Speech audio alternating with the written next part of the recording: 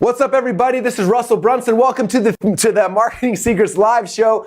This is the first time we've done this live, and I'm so excited. We got a bunch of cool things we're going to be talking about, a lot of fun segments we're going to be going through with you guys today. But to kind of kick this whole party off, I wanted to go to a question that I've gotten from you guys as a community. We asked last week in the Facebook group and said, hey, if you guys have questions for Russell, please post them down below. We got a whole bunch of amazing questions back, and I wanted to pick one to answer because I thought it'd be a fun one. I thought it'd be timely and good for everybody here. So the question from the community that came through that I want to answer, it says, now that you run a company worth nearly $1 billion, whenever you say billion, you have to do this thing with your pinky from Austin Powers. I was a 90s kid. So now that your company's worth nearly $1 billion, do you have to make a concentrated effort every day to remain humble, or do the new challenges you face keep you humble? So I think that question was really, really cool. And I wanted to address that one because I've been in this industry now for over 15 years. And in that window of time, I've seen a lot of people who have come and made a whole bunch of money,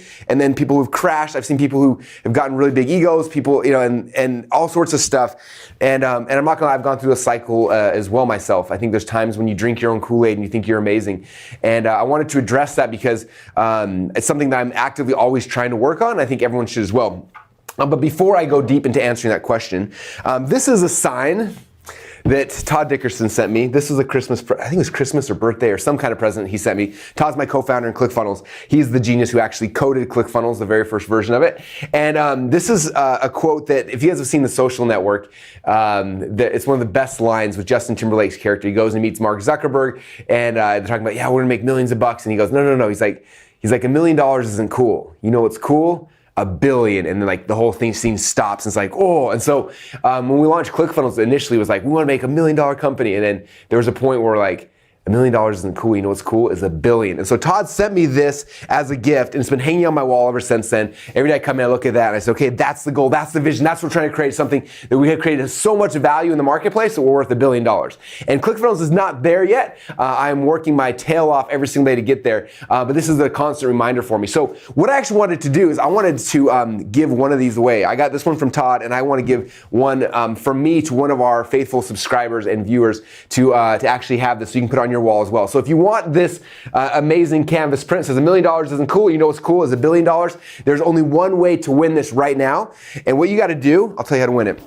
You got to get your phone out, and on your phone there's an app. The app is called Podcast by Apple. It's the Apple Podcast app. You go in there and you search for the Marketing Secrets Show. That's this podcast. That's my podcast. You search for it, and then you go and you subscribe. That way, after you subscribe every single day on the phone, when we do new Marketing Secrets episodes, they'll go on your phone. You can leave comments, you can rate, you can review, all those amazing things. But the way you can actually win this sign is you have to go right now to the podcast app, go subscribe. So search Marketing Secrets, go subscribe, click on the subscribe button. As soon as you subscribe, then come back to where we're at right now, go in the comments and say, I subscribed. And as soon as I know you subscribed, we're going to be putting all the names into a drawing in the next day or so, and then someone from my team will randomize it, and they will pick one random person who subscribed to the podcast this week, and we will ship you out this sign to put on your wall so you can have the same constant reminder. I've had it on my wall for the last 2.5, 3 years as I've been trying to build $1 billion worth of value in the world. So there is the gift and the bribe for you guys to go subscribe to the show. If you haven't yet, just go to Marketing Secrets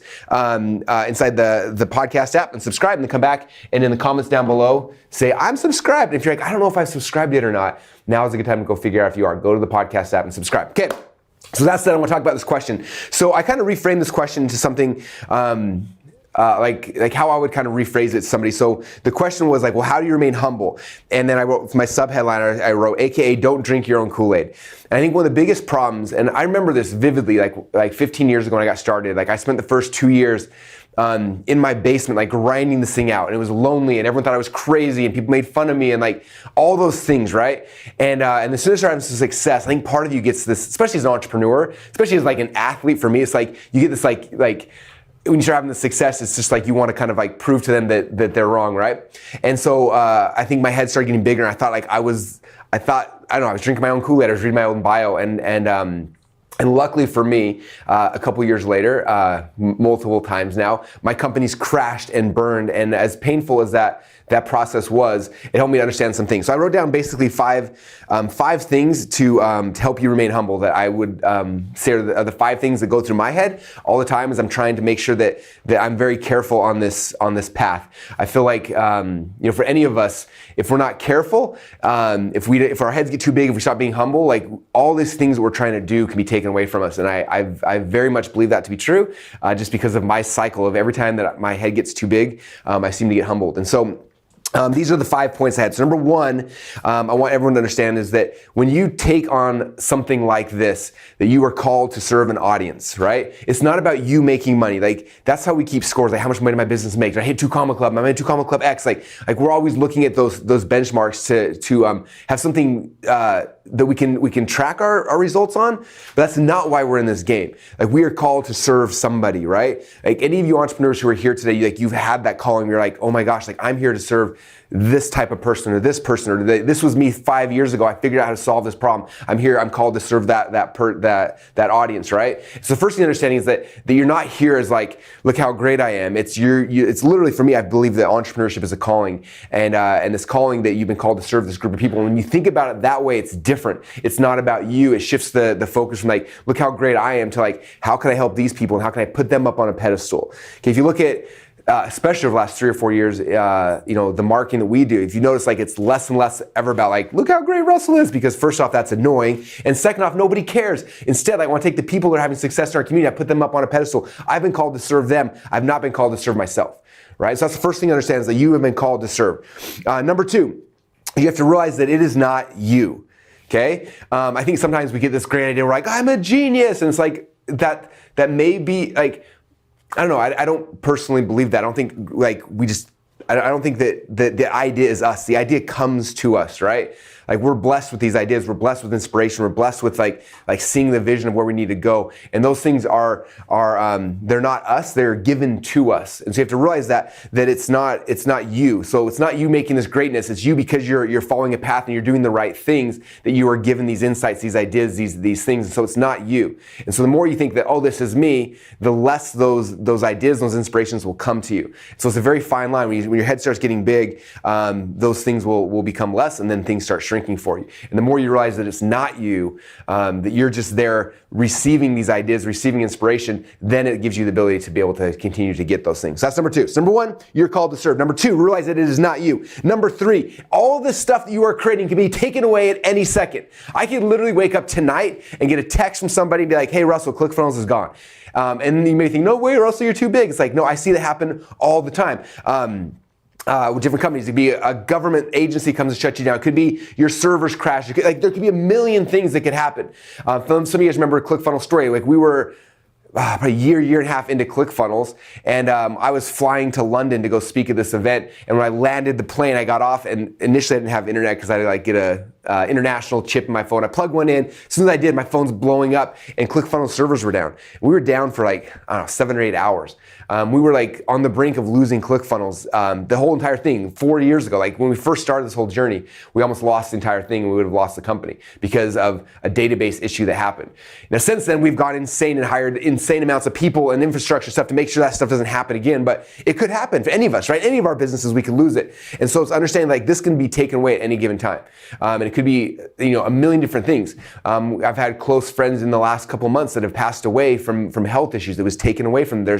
There's government interactions, there's a million different things. And so if you think it's all you, I think a lot of times that's when we get humbled. I've had multiple times my company has crashed, and I realize, prior to that, I think, oh, I'm a genius, look how great it is. And when it's taken away, it's like, wow, it really wasn't me.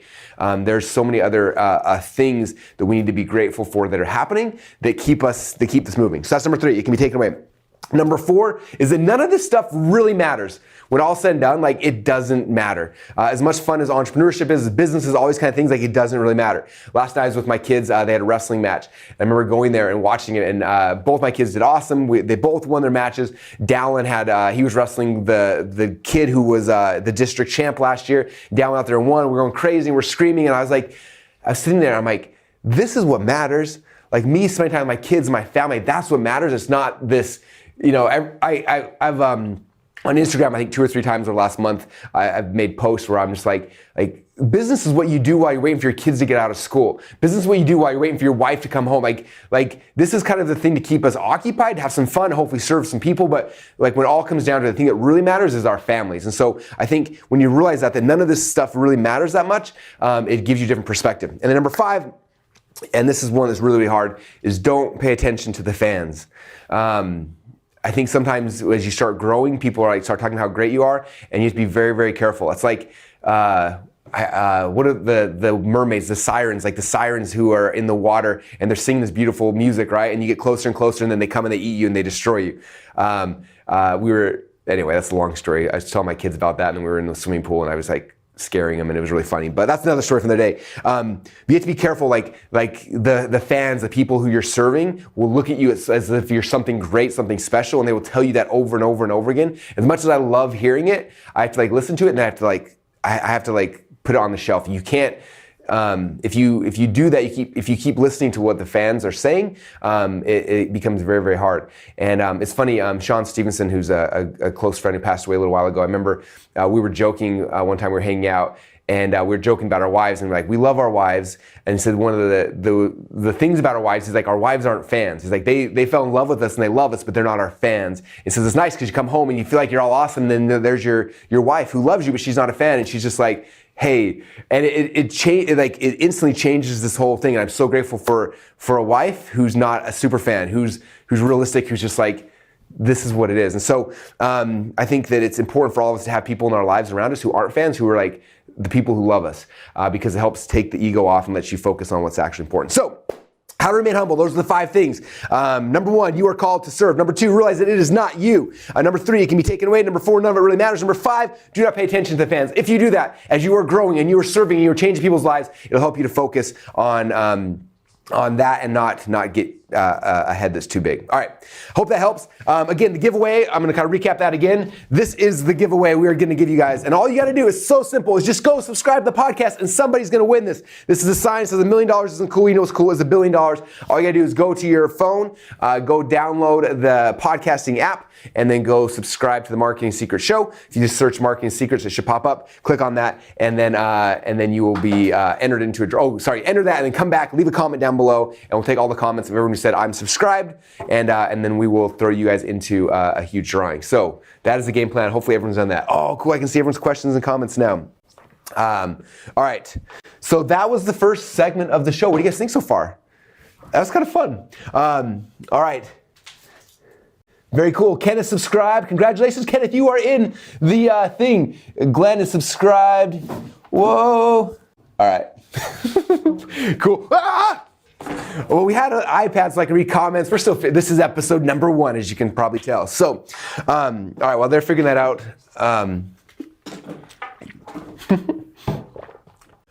there's segment number 1. All right. Let me desk up a little bit. Okay. We are going, am I good to keep going? Yeah. Okay.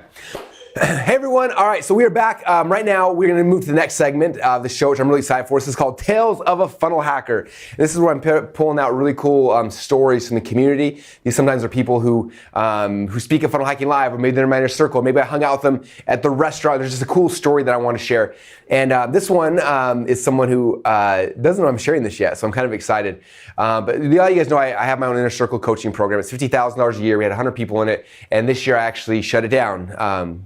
Which, if you listen to the Marketing Secrets podcast, you've heard that story before, which was a really hard and painful thing for me to shut down, but it was something that we needed to do to focus on where we're going. But basically, every single entrepreneur in that group gets to come, and they have 30 minutes on stage here in our office to present what they're doing in their business and stuff like that.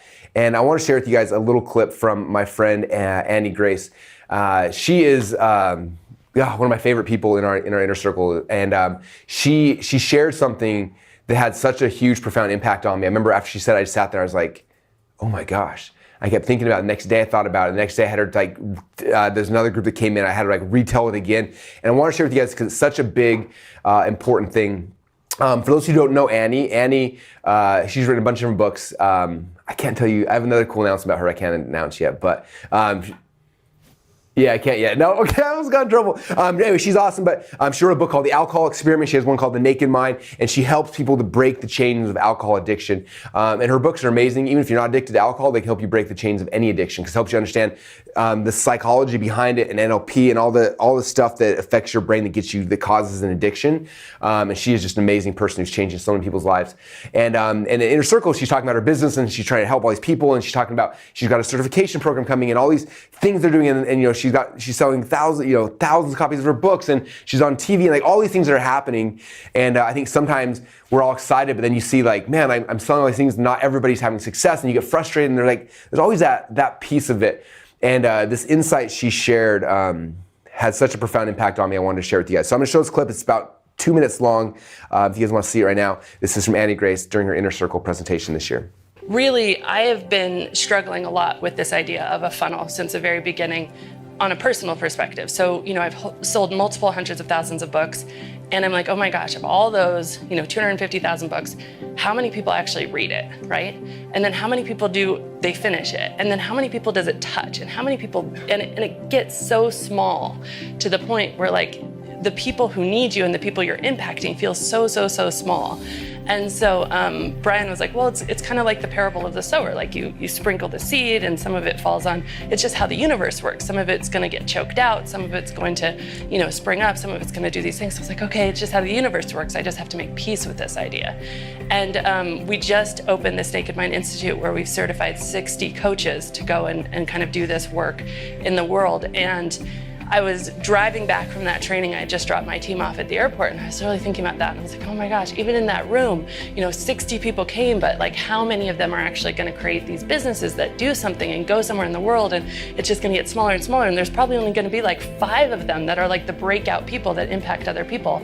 And then all of a sudden, I just remembered the second part of that verse. It was like, but the seeds that actually spring up will reproduce 30, 60, 100 times. And so all of a sudden I saw that it's not a funnel, it's an hourglass. And I wanted to share that because that's what Russell's doing too, right? Like there's, of all the people Russell touches, there's only a few, but then you look at the people in this room and we're the hourglass, you guys. We're the people who are like impacting.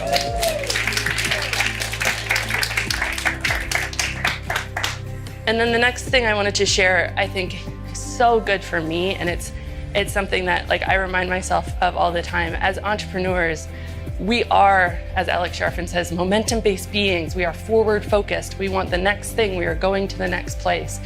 And a practice that like I do, and something that just really speaks true to me, is this quote.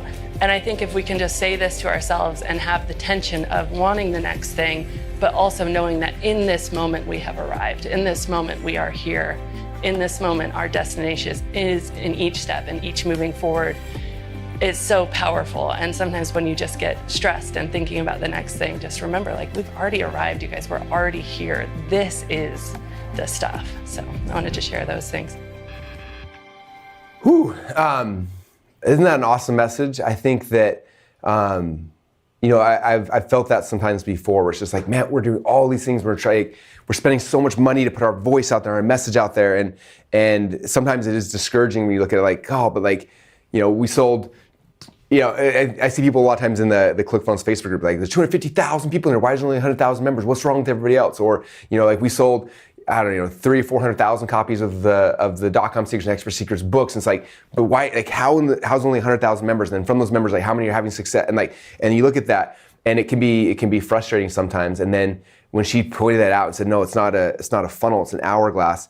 That the people who do take hold, those are the ones that grow. Like that's what gives you the inspiration. That's really what I think for all of us, like our calling is to go out there and be as loud as we can, put our voice out there, put our products, our services, like putting it out there, and try to change as many people's lives as possible. But the ones you do touch, the ripple effect from that, that's why we do this.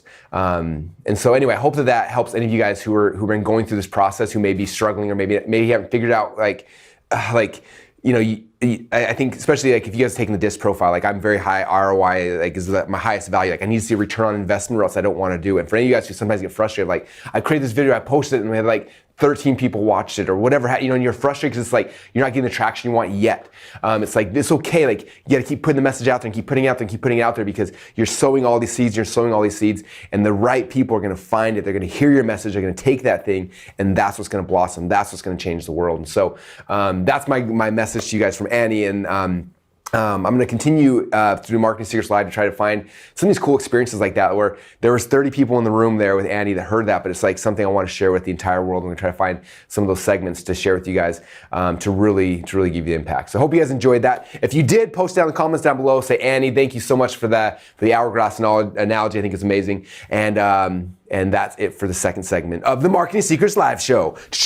We need our drum. We need a band. I know. We definitely need a live band right now. If anyone wants to audition to be our live band, there's comments down below. Anyway, okay.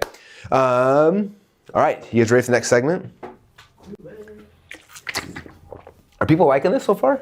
People are going crazy so far. The amount of people subscribing, like tell them to subscribe again. They're going crazy, dude. Oh, they're subscribing? Oh, sweet. Okay, let me do a call to action because this still is the prize. If you guys have not subscribed yet and you want to win this poster from me, all you gotta do is go to the podcast app on your phone.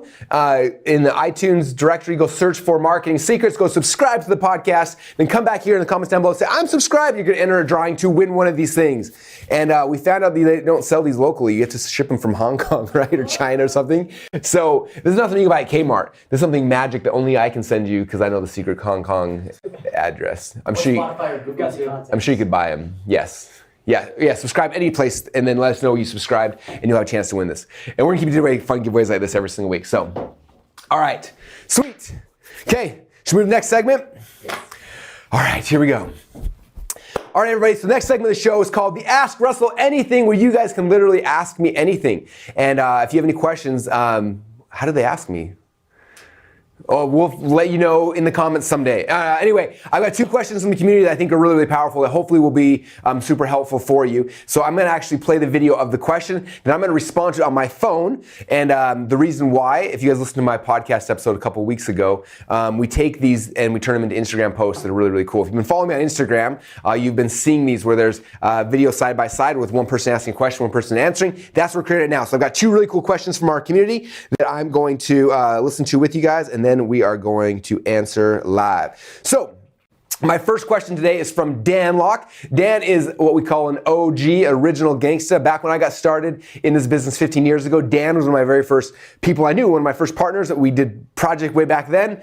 And now I look 15 years later how both of us evolved. I've become the sales funnel dude. He's become the closing dude. Now the copyright, like he's just an amazing marketer, super close friend. Was in my inner circle last year as well. And he submitted a question. So I'm really excited to actually hear from Dan his question. So here we go.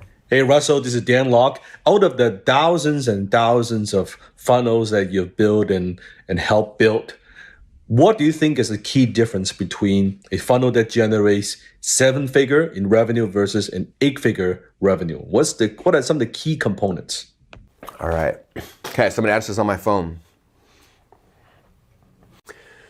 What's up, Dan? Thank you so much for the question. And I think that's actually a really smart question. People rarely ask that. They're usually like, what funnel is going to work? And your question, obviously, as someone who has gone to 8 figures and beyond, is looking like, what are the differences? And it's interesting. The companies that are winning 2 Comma Club X awards, like you and like the other ones, it's not so much that they have a super complicated funnel. It's not like, oh, they've got 500 different funnels. Most of them have like 2 or 3 funnels, but they and they're not complicated. They're very simple. They're systemized and they convert, right? They focus more on like on selling on each page in the funnel. They focus more on like becoming better at telling the story, becoming better doing the webinar. Like the focus is in the creative inside the pages of the funnel, not so much the funnel. So it's not like, oh, they had 45 steps and 13 upsells and 22 downsells and 19 different follow-up funnels and sequences and went from here to here to here. Like that's not what they're doing. They're like, I've got a funnel with 4 pages. It's a free plus shipping offer, right? There's free plus shipping offer. There's my upsell, my downsell, and my other upsell. And then they focus insane on the conversion each page. Like, how do I make this convert higher? What do I need to do on this page? What do I need to do on this page? And they just focus on that. It's like the little tiny levers that swing huge doors, right? And they have a front end funnel, and then they have like an upsell funnel. And most of the companies that are in 2 Comma Club X they've gotten this huge award right here, In fact, are you on this one, Dan? I know you got one last year. Anyway, this is the 2 Comma Club X Award. The X stands for $10 million. But most of the people who stand on the stage, again, they have 2 or maybe 3 funnels, and there are 3 funnels in the value ladder, right? It's like a free plus shipping funnel to get people in. They have a webinar funnel to sell high ticket thing. And again, they obsess with the webinar. They do it live over and over and over and over and over again to make sure the pitch, the presentation, the offer is perfect. And that's where the focus goes to. And then they have a high ticket thing on the back end. But like that's the focus. It's not a million different funnels. It's focusing on the creative inside of each funnel. It's focusing on the message. That's the difference between someone who's got an okay funnel to a 7-figure funnel to beyond. As they become really good at the copy, the creative, the selling, like that part of it is the most important part. So I hope that helps, and excited, hopefully, Dan, to give you another one of these 2 Comma Club X Awards at next year's Funnel Hacking Live. In fact, next Funnel Hacking Live, we're introducing 2 Comma Club C Award because we got a bunch of people who are creeping up on $100 million inside of a funnel, and simple is the key. If you watch their funnels as well, they're all very, very simple. All right, thanks, man. Thanks for the question. Talk soon. Boom, there was the first question from Dan. All right. I'm gonna go to question number 2. Question number 2 is from my man, John Lee Dumas, JLD from Entrepreneur on Fire podcast. John is probably one of the coolest guys in our industry. Super fun to work with, super relaxed, just an all-around cool guy. And I had a chance earlier this year to actually spend time in Fiji with him. And his question actually ties back to when we were in Fiji with him and Tony Robbins and everything. So let me listen to his question, and then we will give him an answer.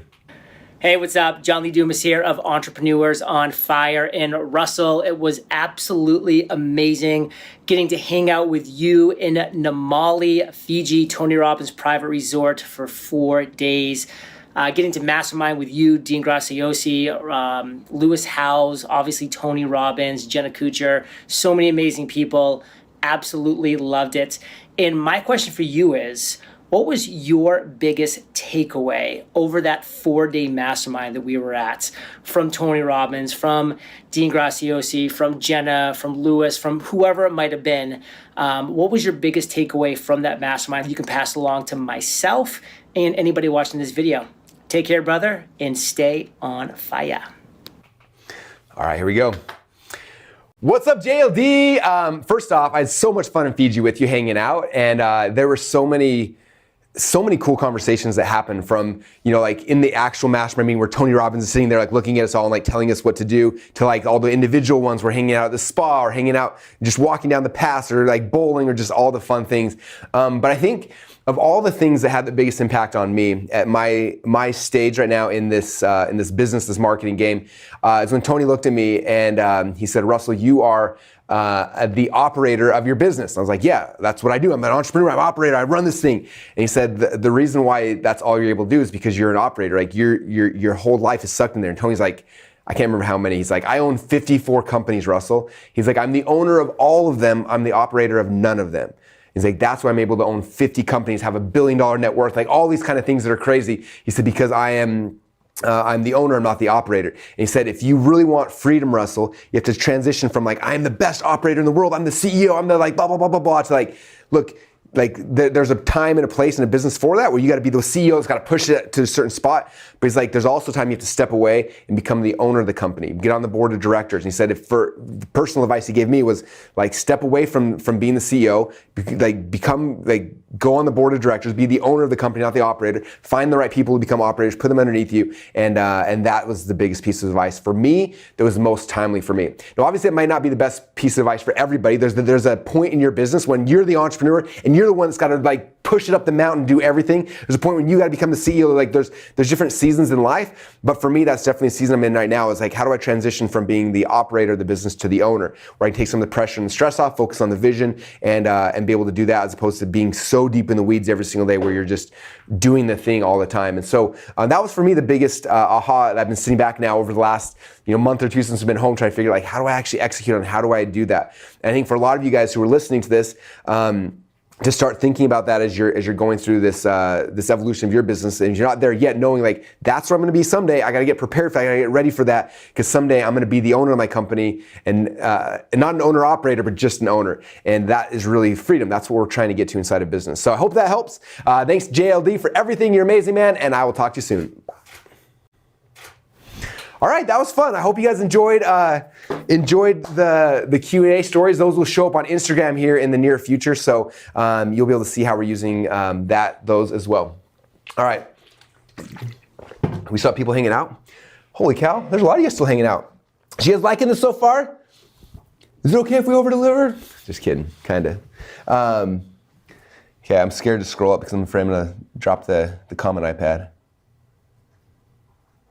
A lot of you guys are subscribing. I'm gonna shout back out for our giveaway. Okay, if you want to win our amazing poster, this is the same poster. This is what Todd sent me 2 or 3 years ago. It's been sitting on my wall ever since then. Every day I walk in, I said, you know what? $1 million isn't cool. You know what's cool is $1 billion. And it casts a vision for me of like, I want to be able to create $1 billion in the universe. And so for someone here, all you got to do is go to the podcasting app on your phone and subscribe to the Marketing Secrets podcast, and then come back and comment down below and say, I subscribed. We're going to put everyone's name who said I subscribed into a randomizing thingy-murder that you click a button and it pops out a name, and whoever that is, we will ship you out one of these amazing signs to help motivate you to be able to create $1 billion worth of value inside of the world, just like it has been motivating me as well. Okay, all right, we're gonna move to the next section of the show. I'd like to welcome you guys now to the section of the show where I'm gonna be talking about, this is like class time. I'm going to be Professor Russell Brunson. And today we're going to be talking about the evolution of marketing. And I'm really excited. We got some fun pictures. I'm going to talk to you guys about how funnels came to be. Because some of you guys are like, well, Russell, when did the funnel get invented? Was that last year? I'm like, no, this is not something we just invented. So we're going to go back to the very, very beginning of time, back to prehistoric bartering time. Okay, so if you watch this later, this is prehistoric bartering. Back then, the way that people traded stuff was they bartered. This dude's got a goat, she's got some fish, and he's like, I really want to eat fish tonight. I want some sushi. And she's like, sweet, I need some goat milk. Is that really a thing? And so they traded it straight across, and it was bartering, and bartering was awesome, except for the fact that you're like, well, my goat's really cool. I need like 400 fish to like, and it got kind of complicated. But that's where it all began, was prehistoric bartering. Okay, the next phase, about 5000 BC, is where the very first time they started finding actual, like the archaeologists have found coins, at least metal objects they believed were coins, right? And so this is when, instead of just bartering, you could actually create value, or put value inside of a coin, and then you can say, hey, I want this goat, cool, I'm gonna give you 10 coins.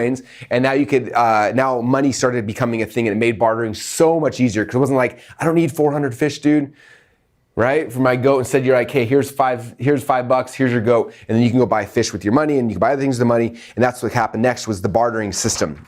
Okay, after that, in the early 1800s, this is where the snake oil salesman began. So this is the dude selling the snake. And there's a really good Dan Kennedy book that everybody should read. If you go to Amazon and search Dan Kennedy Believe, Make Them Believe, it's called Make Them Believe, that's what's called. Make Them Believe, about a traveling salesman. I don't think I can tell you guys what he sold on this show, because it's rated like not G, but you should go read the book. It's really, really fascinating. But this was next phase, 1700s, 1800s. This is where salesmen started using a sales pitch, where instead of just bartering, they would go together and they'd get a whole bunch of people in the crowd to come around, and then they would then present something to them, right? Like the farmer's market model, right? Like, here I am, get a bunch of people, and then I can sell, instead of selling one-on-one, now I sell 5 people at a time, or 10 people at a time, or 100 people at a time. So traveling snake oil salesman went out there and started making some money by doing a performance, getting the crowd all excited, just like we do when we sell stuff online, right? Okay, fast forward now to the 1800s. This is where the gold rush started happening. And what was interesting during the gold rush is that the people who made the most money during the gold rush were not the people panning for gold, right? It was the people who were selling the shovels panning for gold. In fact, one of my favorite stories about this was a guy named Sam Brennan. It was in I believe it was San Francisco during the gold rush. And Sam was really, really smart. He saw these things, all these people coming to California to go pan for gold and make a bunch of money. And he was like, wait a minute, instead of doing that, what if I sell the tools, the picks and the shovels? And so he went around all of San Francisco, bought all the picks and the shovels and the tools, brought them to his own shop, and then he got a little bit of gold, and he started running through the streets in San Francisco saying, there's gold in the American River, there's gold in the American River. And people start freaking out, like, oh, we need to find some gold. And then they're like, we need shovels. And he's like, oh, I'm selling shovels over here. And Sam Brennan became the very first millionaire in California history. So that was when the gold rush happened. People started learning, man, there's a lot of money, not just in the thing, but in the selling of the tools of the thing. Now we're going to fast forward to 1830s. We have P.T. Barnum, who is my man. If you guys have seen The Greatest Showman, this is a story about his life. He's written so many amazing books. Joe Vitale wrote a book about P.T. Barnum's life called There's a Customer Born Every Minute, which is one of my favorite books. But P.T. Barnum really was one of the very first people to really start doing a lot of advertising and things like that. He didn't just like have a show. He was like putting out leaflets and flyers and pamphlets. He said he may have been one of the very first people ever to send out unsolicited mail, aka spam. He was spamming people's mailboxes. If you read There's a Customer Born Every Minute, there's so many crazy stories about how he marketed his business. In fact, my favorite one from P.T. Barnum, 2 days before he died, he sat down and he wrote his own obituary and he posted it in all the newspapers, and he wasn't dead yet. And people became like, why in the world did you like publish your own obituary? And his quote was like the coolest thing ever. He said, I thought that the announcement of my death would help sell tickets to the circus. I was like, I love this dude. So I'm hoping that on my deathbed I can promote something to you guys as well, because I respect P.T. Barnum. All right. Next, 1886, 1822, this is where selling at the top started. This is John H. Patterson was the president of the National Cash Register. And instead of him going and selling a whole bunch of people, he would go find an organization. He would sell the person at the top a goat and convince them that everybody below them needed goats. So he'd just make one sell, the influencer, and then the influencer then starts selling everybody else in their company, in their team, whatever that might be. And so that was kind of when this like selling to the top became a thing. Then we fast forward now to 1898. This was the invention of the very first funnel. So 1898, this is way before I was born, in case anyone's wondering how old I am. Elias St. Elmo Lewis, he ran an ad agency, and he came up with this first concept of that there were 4 stages of awareness. If you look at this, as AIDA, and it's something we still use today in direct response marketing. But it was the very first funnel, saying, okay, at the top of the funnel, you gotta give someone awareness that you even exist. Then you have to create interest, like, oh, I'm interested in that. Then you create desire, like, oh my gosh, I need that thing. And then you get someone to take the action, okay? AIDA, and this is still a principle today we talk about all the time. In fact, if your marketing's struggling, it's probably because you're going straight for the action. You're like, buy my crap. And you're like, what? Like you have to get them aware of like, hey, I got some cool stuff. Like, okay, cool. And then you have to get them interested. Like, hey, do you know why this is awesome? Because it's going to change your life. Like, oh, I am interested in that. Then you create desire. Like, let me tell you stories about how it affected this person's life and this person, all these different things. Then you create desire, and then you ask for them to take action. Okay, so even today, this principle is extremely powerful, and that came up in 1898, which is pretty cool. All right, in the 1920s, we started taking marketing and business and promotion to the airways. 1920s, radio burst on the scene. Dale Carnegie wrote How to Win Friends and Influence People, which is an amazing book, by the way, that taught the importance of relationships and people. And in the 40s, traveling salespeople were seen going door to door, selling stuff that way as well.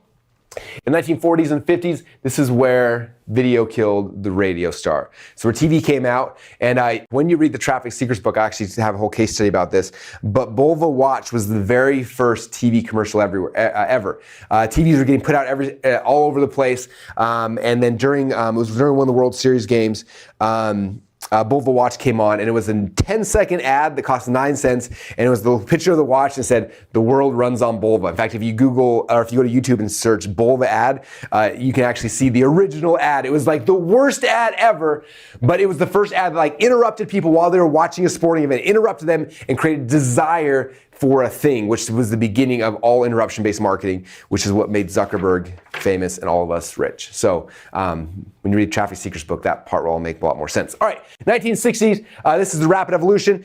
This is where telemarketing started coming out. 1-800 numbers, multi-level marketing. People started using all sorts of different selling techniques. There's a really good book called Spin Selling that came out where instead of just going in and trying to sell stuff, spin selling got people thinking differently, like, hey, instead of me selling something, I need to look at myself as a consultant. And they started shifting the way that they sold things to create desire and to become a consultant, and it became just a better way to sell. That happened in 1960s, 1980s. 1990s, this is where the internet started coming about. We started surfing the web. As you see in the picture, the goat here is on a surfboard. This is where things really started transitioning. The power of the internet made it where instead of just the big brands like the Procter & Gamble and people who could spend $1 million on an ad on TV, the internet gave the ability where people like us could spend a little bit of money and get exposure and eyeballs and be able to like target directly the kind of people we're looking for. 1990s is how it's happening. 2000s, this is where it became easier and easier. This is where tools started coming out, CRMs, marketing systems, email autoresponders, things like that made this whole marketing game even better. And then 2010, this is where funnels started becoming a thing. Companies like HubSpot popped out, other ones, where they started building tools that started taking people through processes. And then 2014. This is where influencers started popping up all over the place. People become, you can sell skinny goat tea. I love the designers weaving the goats through every one of these images. It makes me really happy. So influencers started coming in where they can now affect product sales. It wasn't just you buying ads from Zuckerberg. It was like you buy ads from people all directly, all sorts of people. And 2015, 2019, this is where we helped create the future. .com Secrets, which was my very first book ever, came out. Talking about funnels. ClickFunnels came out about the exact same time as well. People started building funnels online, and now we are 5 years into this whole mission, and we passed 100,000 active members last week, which is insane. So over 100,000 entrepreneurs using this, and it is growing. We've sold, what's the stat? $4.2 billion have been processed through ClickFunnels that we can track. It is insane, and that is the history of funnels in a nutshell. I hope you guys enjoyed that section, because now we're going to move on to the classroom. But I'm going to get a drink of water first. What do you guys think about that history lesson? Now you guys all know the history of marketing. You guys will see in the Traffic Seekers book, I share a lot of the history of stuff. Because a lot of people are like, they come into traffic like, oh, Google ads or oh, Facebook ads. It's like, oh, you don't understand. Like these are all just the new iteration of direct response and door to door and like all these different things. And we show the history lessons behind them all, how they relate back. Because when you understand the history where they came from, then you can understand where we're going in the future. Okay. All right. We're going to move to the classroom. I'm going to drop this down. We're going to teach. Okay. You guys ready for this? Oh yeah. Oh yeah? 100%. Okay. Make sure I have everything ready for this. Okay. Are we live on this camera now? Okay. Hey everybody, this is Russell Brunson, and today we're talking about sales funnels tutorials for beginners. And to do that, I want to show you guys my very first sales funnel I built as a beginner. In fact, this is a picture of me here on the slide.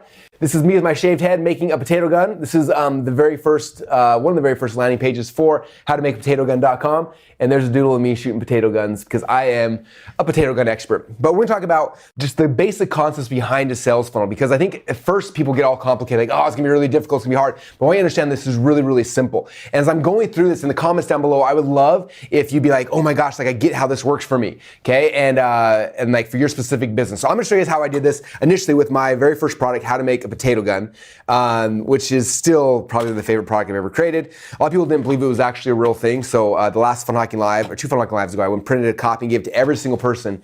And from that, somebody made me this potato gun, which is actually followed the plans to a T. So here is an actual potato gun. I don't know if you can see it on the camera or not, but we're gonna walk you guys through this. Okay. So when I first created this with my buddy Nate Plone, I was going to college at the time. I was trying to figure out like, how do I make money on the internet? And someone said, you should sell information products. I was like, that's awesome, but I don't know anything about anything. And then that weekend was spring break, and Nate and I went and we made potato guns, had a great weekend. And then fast forward to like the next Monday, I'm back in school, sitting there kind of like doing the board school thing. And all of a sudden I was like, wait a minute. I know how to make a potato gun now. That's an information, can I create a product about that?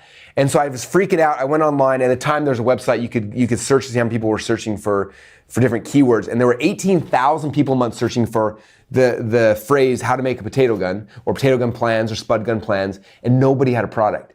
And I was like, light bulb, I'm gonna make a product teaching that. So I got Nate, we went down to Home Depot, we got a video camera out, we filmed this whole thing, and we made our very first product, right? So I put the product, okay, and I put it online, and I didn't know how to sell anything, so I just had like a basic website. The website was like, hey, come and buy my thing. And then I went to this thing called Google. You guys may have heard of it before.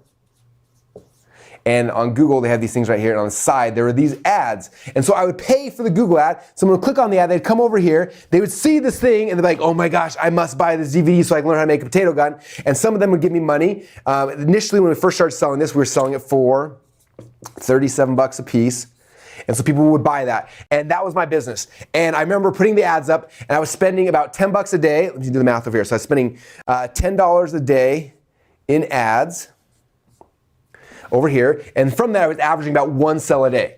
Okay, now as a college kid, I'm looking at this and I said, okay, I give someone I give Mr. Google $10, and then he gives me back 37. That means I got $27 to put in my pocket. Next day I gave Mr. Google $10. He gave me back 37. I put 27 in my pocket. I kept doing this, and I was like, I am the smartest man alive. I have figured this thing out, and it is amazing. I was freaking out. It was like the greatest thing ever, right? And then something evil happened. The guys over at Google decided they want to make more money, and so they changed their algorithms. I'm not going to get into that, but they changed their algorithm, and so no longer was it like I spend $10 and I make 37. Instead, I started spending $10. Like my ad costs went up, so I started spending $50 a day to make one sale. Okay, now I'm not the sharpest tool in the toolbox, but I gave Google $50 and they gave me back 37, and I was like, wait, I lost money. And then I gave him 50 and I lost 37. After 3 or 4 days, I'm like, wait a minute, this game sucks. I'm losing. And so I turned my ads off. I'm like, I can't play this game. And I remember thinking at the time, I was like, I miss the internet boom. Like the bubble popped. I remember hearing on the news at the time, people talking about the online bubble popping. I was like, I missed it. I missed the whole thing. How many of you guys ever felt that way before? We're like, oh, I missed the big thing. If you ever felt that way, comment down below and be like, I felt that before. It's frustrating, right? So I remember I turned it off and I was like, great, I gotta go back to school and start paying attention again because I thought I was gonna be rich, now I'm gonna be broke. And I remember being frustrated. And then one day I got a call from my friends. And my friends had a similar business to me. He wasn't selling potato guns. His product was not nearly as cool as that. But he was selling products and he had the same thing. He got the Google slap and stopped working. And he called me one day and he said, hey Russell, I think I figured it out. I said, figured what out? He's like, I stopped. And he didn't call it the funnel. He's like, I created this thing called an upsell. He called it an OTO, one-time offer. He said, what I did is that every single person who bought my product, I then upsold them something else. And I was like, well, why would I do that? He's like, well, have you ever been to McDonald's before? I'm like, yeah. He's like, well, you go to McDonald's and you go through the drive-thru and you're like, hey, I want to order a Big Mac. And the dude's like, cool. Do you want to supersize it? Do you want fries and Coke with that? And he starts offering you upsells. I'm like, yeah. He's like, if you look at the math, he's like, McDonald's actually loses money selling a Big Mac, but they make all their profit when someone buys the fries or the Coke. I was like, okay. He's like, right now, you're losing money selling your potato gun DVD. You just got to sell these guys fries and a Coke and you'll be profitable. And I was like, I still don't quite get it. He's like, well, what do you, if someone buys this, like, what's the next thing you can do? If you were trying to serve this person, like, what's the next thing you could serve them with? And I said, well, when someone buys the DVD, the most annoying thing is now they have to go to Home Depot and they have to buy the pipes and they have to cut them and like all this stuff to make this amazing gun. And he said, well, what if instead of you, telling them to go buy the stuff, what if you upsold them a kit that did this whole thing? I have no idea if this is gonna show up on the camera or not, but I thought it looked kind of cool. And so he started making upsell where you sell them the kit. So here is the kit. So I did some math and I started calling around and I found these guys in Northern Idaho who actually made potato gun kits. And so they would sell me the kits and I would start selling these for $197. Okay? And so I made this, and now this became my very first funnel ever. I didn't know it was called a funnel at the time, but someone would come, they click on the ad, they would see my DVD, they would buy my DVD. On the next page, our upsell say, hey, your DVD's coming, do you want me to ship the pipes with you too, so save you some time? Just $197. People like, that would be fantastic. And they click the button, they would buy it. Okay? Now what happened, if you look at the math, was interesting. So Google didn't change their ad costs. They still were charging me $50 a day, right? So that didn't change. But they came here and I spent $37, so I lost some money. But then what happened is that 1 out of 3 people who bought the DVD would buy this, right? So let's say I got a bunch of clicks over here, boom. And there's 3 people right here that bought the DVD. One of these people then would go and buy this. So if you do the math on this, again, I'm not a mathematician, so I'm probably gonna screw this up. For every DVD I sold, so I make $37, 1/3 of those people bought this. So I take $197, I divide it by 3. If I do the math on that, that's $65. So if I take $65 plus $37, 7 plus 5 equals 12, 9, 10, 102. So now I was making $102 for every single person that bought the DVD. Does that make sense? Because 1 out of 3 bought the kit as well. Okay, so now I was on Google, I was paying $50 a day in ads, but I was making on average $102 a day. I put $50 in, I got $102 back. Okay, and all of a sudden I started looking and I was like, I am the smartest man alive again. I spent $50, I get back $102. $50, and like now this started working. And I was freaking out. And so I was back in business, potato gun sales were cranking, I was having a good time, and then I realized, wait a minute, potato guns are good, but the market's like this little. Like what other markets could I do this with? And I started thinking, I said, well, what if I did this in speed reading. I met a guy who was the world's fastest reader, Howard Berg. And so we set up a funnel for speed reading and it worked. And we said, what if we did this in the dating market? I found someone who's a dating expert. We plugged it in. What if we did this with supplements? What if we did, and we started doing this. And the funnels obviously tweak every single time, but the concepts are the same. And I became obsessed. And over the next 5 or 6 years, I launched over 100 different funnels in 100 different markets and became obsessed with it. And it became so much fun. But this concept of a funnel works in any business. And so what I wanted you guys to understand is this is how simple it really is. It's not some complicated thing. Sometimes we get all complicated. It's very simple. It's like we buy an ad to sell something, right? Somebody buys that thing. Then what's the next logical thing they need? Well, if they bought a potato gun, the next thing they need is they need a potato gun kit. And that becomes my funnel. And that's kind of where we take people through. Okay? And so that's the basics of a sales funnel for all you guys who've been wondering what it is. Now I'm curious for all of you guys who are listening now, if you can think for yourself, like what is a funnel you could create for your business? Okay? And everyone here listening has got different businesses, obviously, but post down below, like what could you actually do? Let me know, and I will be reading your comments. Love to hear what kind of thing you could plug into, what kind of funnel you could create for your business as well. That work? Oh yeah. There you go. There's a sales funnel tutorial. All right. Okay, the next one, I got another fun tutorial like that. I'm gonna raise the. Are people still paying attention? Oh, dude, you got tons of people. What's up, guys? Oh, it's grown. We're at 500 people now. Dang. All right. So much fun. Okay, thanks you guys all for hanging out. While I'm getting set for the next show segment, don't forget we're giving away a free one of these things right here. This is $1 million. And cool. You know what's cool is $1 billion.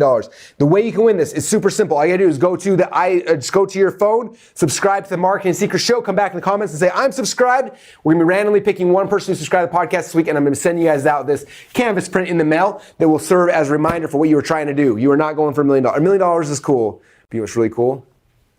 So that's what's happening. Anything before I move to the next segment? All right. Okay. Oh, I'm really excited for this one. This will be fun. Okay. Any comments at home before I get finish up partying again? They are digging this. Oh, by the way, if you don't have your tickets to Funnel Hacking Live yet, imagine this on steroids for 4 days. FunnelHackingLive.com. All right. Okay. Here we go. Is everybody ready? Oh yeah. Okay. All right. Hey everyone, it's Russell Brunson, and today I want to go through 7 simple sales funnels marketing tips to help increase how much money you're making inside your sales funnel. Now, if you don't have a sales funnel yet, that's okay. This is going to give you ideas for like, oh my gosh, I could do this, I could do this, I could do this. If you do have a sales funnel and it's not doing that well, these 7 tips are going to give you ideas of how to tweak them and change them to make them even better. I think you guys are going to love these, so I'm going to jump right into them right now. As you guys are hearing these, I want you to vote down below what is your favorite tip. Okay, there's 7. Each one's going to get a little bit more complicated as we go, but down below, let me know if it's number 1 you like, or number 3, like, I want you guys all voting on which one is the coolest tip. I tried to find some really cool, fun, exciting ones. Some of you may have heard it before, some may be brand new. Regardless, hopefully you guys will all get something out of these 7 simple sales funnel marketing tips. All right, you guys ready for this? Number 1. You need to add more curiosity to your headlines to increase conversions. Okay, these are some of my friends, Mike and AJ. They're in my inner circle. And what's interesting is they came to inner circle and they're like, Russell, we have this webinar and it's sucking. I'm like, what do you mean? Like, it's horrible. Like, right now we're spending $24.85 to get somebody to register for the webinar, and only 22% of people actually show up. They're like, how do we fix our webinar? And I was like, I don't even going to touch your webinar because I'm just going to tweak one little thing. I said, when I read your headline, it says, how to add 6 figures to your web design business by copying my secret method for helping companies get more real 5-star reviews without spending a lot of time and money. I said, when I read that, I know exactly what your webinar is about. Your webinar is going to show me how to get reviews for local customers. And if I'm like, I think I know how to do that, I'm not going to show up. I said, that's why your ad cost is so expensive, and that's why your show up rate's so low. Because people are like, I'll register, but I think I already know, so I'm not going to make it that important for me to actually show up. Okay? So I said, all you got to do is just add more curiosity to your headline. Just don't tell me what it is. Tell me what it's not.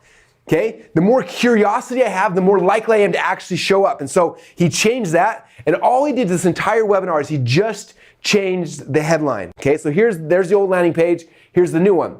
Now the headline says, how I added 6 figures to my web company by adding this one easy to offer service that doesn't require cold calling, spending lots of time, money, or require extra resources. And it's not Facebook ads, not SEO, email marketing, website, social media, graphic design, digital marketing, photography, or video. Register now and find out what it is.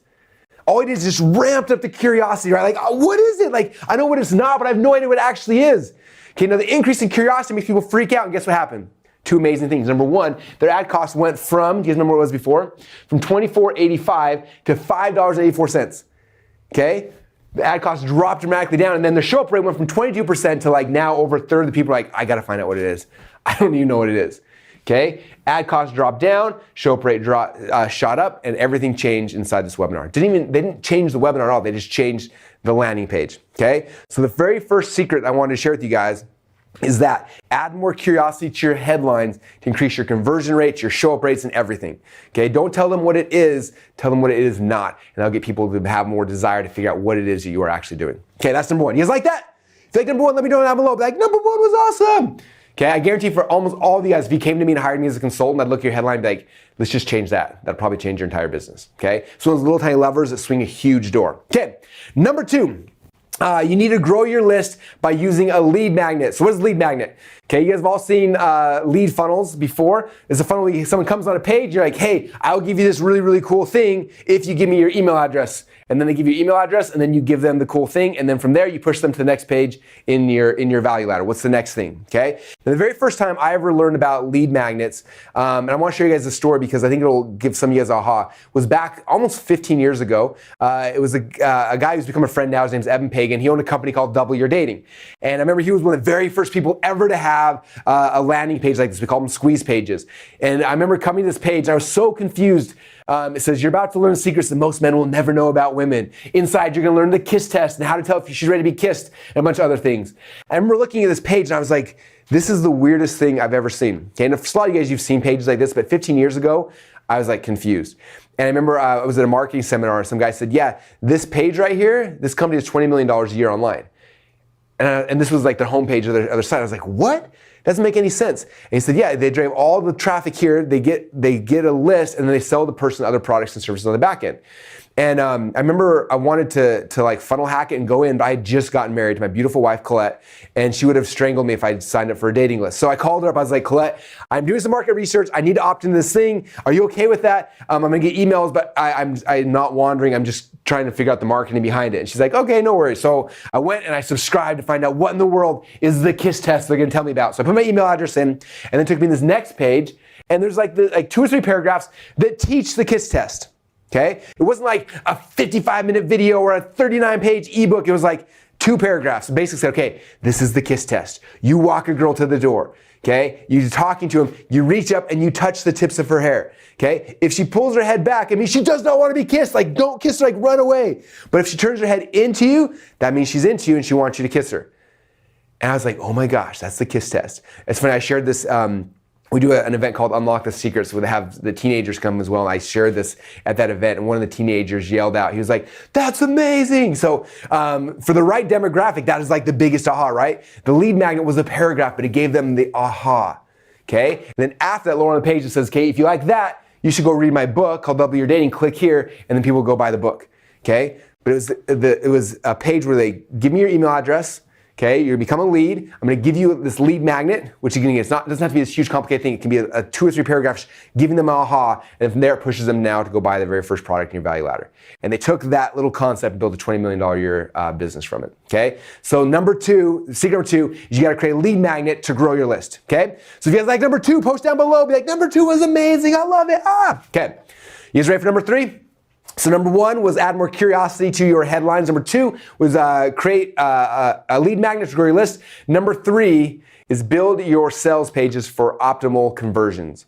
Okay, this is something that I assumed everybody understood until I shared it with my team, and they were all like, what? If you look at, when we sell anything, there's 3 phases of selling. Okay, the first phase is emotion. Okay, that's why I tell a story, you're emotionally engaged, and the majority of people will buy off of emotion. But there's some people like emotionally, you sell them, and you're like, but they start logically trying to justify it, right? So we start with emotion, then we shift to logic, and then we move to urgency and scarcity, right? People who are fear-based, like you just have to push them over the edge. Okay, if you look at any sales presentation that I do, you always see this. You'll get any email sequence I do, I always do this, right? The first emails are very emotional based, the second emails are logical based, the third emails are urgency and scarcity and fear based. Okay, every sales process, every sales funnel we take people through, we take them through the same journey, from emotion to logic to fear. Now, a lot of people understand is I do the exact same thing on the actual landing page. Okay, if you go to any of my pages, like here's the .com Secrets book, right, or the Expert Secrets book, or any of those books, this page here, the whole top section is all focused on emotion. Okay, the hook is emotional, the video is emotional, like everything here is like emotion. That's my best selling technique is emotion. So the top third of my page is all focused on emotion. Okay, and for the majority, if you put like a heat map on this and you watch it, like 90% of people like see that and they go and they buy, right? All the emotional buyers are like, I'm in, let's go do this thing. Okay, but then you have the next group, the logical people, where like they're emotional, like I want this, but like, does this really make sense? Is it okay for me? And like they start logically trying to justify everything, right? And so what happens is that those people like they need more information, they start scrolling. So then they start scrolling the page and they go down a little bit further, and now we start having these things where we logically. Okay, the second section is logic. We give all the logical arguments, like you're gonna learn this, and you're gonna learn this, and you're gonna learn this, and logically understand that you need this to grow your company, and logically, and like we speak to the logic of somebody in the second section. Okay, so my scrollers are my logical buyers. So if you watch your heat maps, you'll notice in this section, people are scrolling, a bunch of people start buying. These are your logical buyers who are like, okay, that was the thing I needed right there to get me to go and buy. Okay, then you scroll even further, then I move to the last thing, which is urgency and scarcity. Okay. Some people they have to be pushed over the edge. Like they need that last little push. So the last bottom of the page is all focused on urgency and scarcity. This is why you need to buy it and why you need to buy it right now. Okay, so whatever your urgency and scarcity limits are. Some people it's like you only have X amount of the products, and there's the timeline. Like I don't care what it is, you got to figure out a true, real urgency and scarcity to push people over. And that is how we structure a sales page: emotion, logic, and fear. And once again, if you look at this path, you'll notice this is how we break down every single autoresponder sequence. The first few emails are emotion, then logic, then fear. Every product launch, every video, every webinar, like that pattern you'll see over and over and over again. And when you read the Traffic Secrets book, I talk a lot about it as well. So that's number 3. How many is like number 3? Emotion, logical, fear as it relates to your actual landing page. If you like that one, let me know down below in the comments. I want to hear it. And I want to start seeing your votes. Is it 1 better? Is 3 better? Is 2 better? Like let me know which one is the one you like the most. All right, number 4, offer an order form bump to increase sales. This is one of the things that seems so simple now, but literally 10 years ago when we kind of discovered this, changed all of our businesses forever. Okay, the order form bump, I want you to visualize, imagine you're at the grocery store, right? And you got to go buy some stuff. So you're at the grocery store and you're buying hot dogs and ketchup and buns and chips and you're getting all this stuff for the big game coming up. And then you're checking out the checkout stand. And as you're walking to the checkout stand, you start looking, you're like, oh, National Enquirer, like the world's largest baby. That's hilarious. And you grab it and you throw it in your thing. You're like, oh, Tic Tacs. My breast stinks, but the orange ones taste really good. So you grab some Tic Tacs and some gum and a Snickers bar and like the things you're grabbing as you're checking out.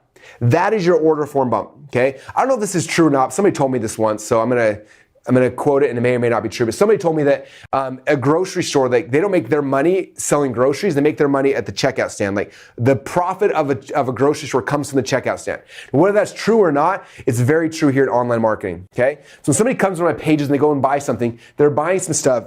And for years, we would just sell them the product. We might have upsells and downsells, but somewhere along the line, I saw a page that somebody had. It was a bigger company, and they had this thing. And what happened is right after somebody puts in their credit card, and this is essential, after they put in their credit card, but before they click the submit button, they had this little block right here that I started calling up an order form bump. And now all these other companies call it, but that was my term, just so you all know. Unless you can prove me otherwise, but I'm pretty sure I invented that phrase. Anyway, because there used to be phone calls on a phone, they would do a bump sell on a phone to telemarketers. So we started doing this. I said, this is like an order form bump. Anyway, so here's the order form bump. But the key is this: after someone puts in their credit card, before they put in the thing, you have an offer that's really quick there for $17, $27, $37, an impulse buy. If it's something that needs to be explained over like 10 paragraphs, it's not the right thing. You're at the checkout stand, you're like, ooh, Tic Tacs. That's what you're looking for. And off here, like if you're selling a book, like, hey, do you want the audiobook? Or if you're selling like a training course, like, hey, do you want the templates? Like it's got to be an impulse buy that you add right there. And in most of our funnels, the profit that comes from this covers our ad spend. It covers the Google ads, the Facebook ads, or whatever that thing might be. And so it's one of the most powerful little ninja stealth things you can add into any funnel that literally will cover all your ad costs. Now everything else you sell in the funnel becomes pure profit. It all comes down to this one little block right here, the order form bump that happens between the credit card number and before the submit button right there, and it is magic. So there's the order form bump. If you're using ClickFunnels, it is so simple. You just click add order form bump and boom, it's there, and you've got it working for you. So that's secret number 4. What do you guys think? You got number 4? Okay, so now we got 1, 2, 3, 4. We got curiosity was number 1. Number 2, I can't remember anymore. Hopefully you guys remember at home and you're casting your votes. All right, number 5. As we were creating upsells, this is one of the biggest problems people make when they have upsells. Somebody buys your product and you have the upsell page, right? And what the biggest mistake most people make is the upsell page happens and they say, thank you for your order. We have received your order. And they close the loop. Okay, as soon as you close, like, thank you so much for your order, we're excited to ship this out to you, whatever, you just close the buying loop in their mind. Okay, and in their mind, it's over. Okay, and as soon as you do that, your conversions on whatever happens afterwards will dramatically decrease. And this is based on thousands and thousands of tests. The goal on the upsell page, you have to keep the buying loop open. So if you notice any of my upsell pages, they never say like, thank you so much for your order. It always stops and says like, wait, your order's not yet complete. Don't shut this page down. I have to keep the buying loop open. Like, it's not done yet. We need to customize your orders. You want to add some other cool things to your order before we close this thing out. Okay? I do not close the loop. I keep it open during the upsell process. Okay, I've had people before who come to us for consulting and like they have this upsell and the only thing we change is from like, thank you for your order. It's like, wait, your order's not yet complete, and increases conversions dramatically. So number 5 is keeping the buying loop open to identify your hyperactive buyers. Don't close it, keep it open for them. Don't tell them the sale's over, say it's not over yet, and you keep the loop open as you're going through it. So that's number 5. Number 6. After someone goes through your funnel and land on your thank you page, you can create what we call an offer wall. And an offer wall is how you can push people into your other value ladder. So for example, listen right here.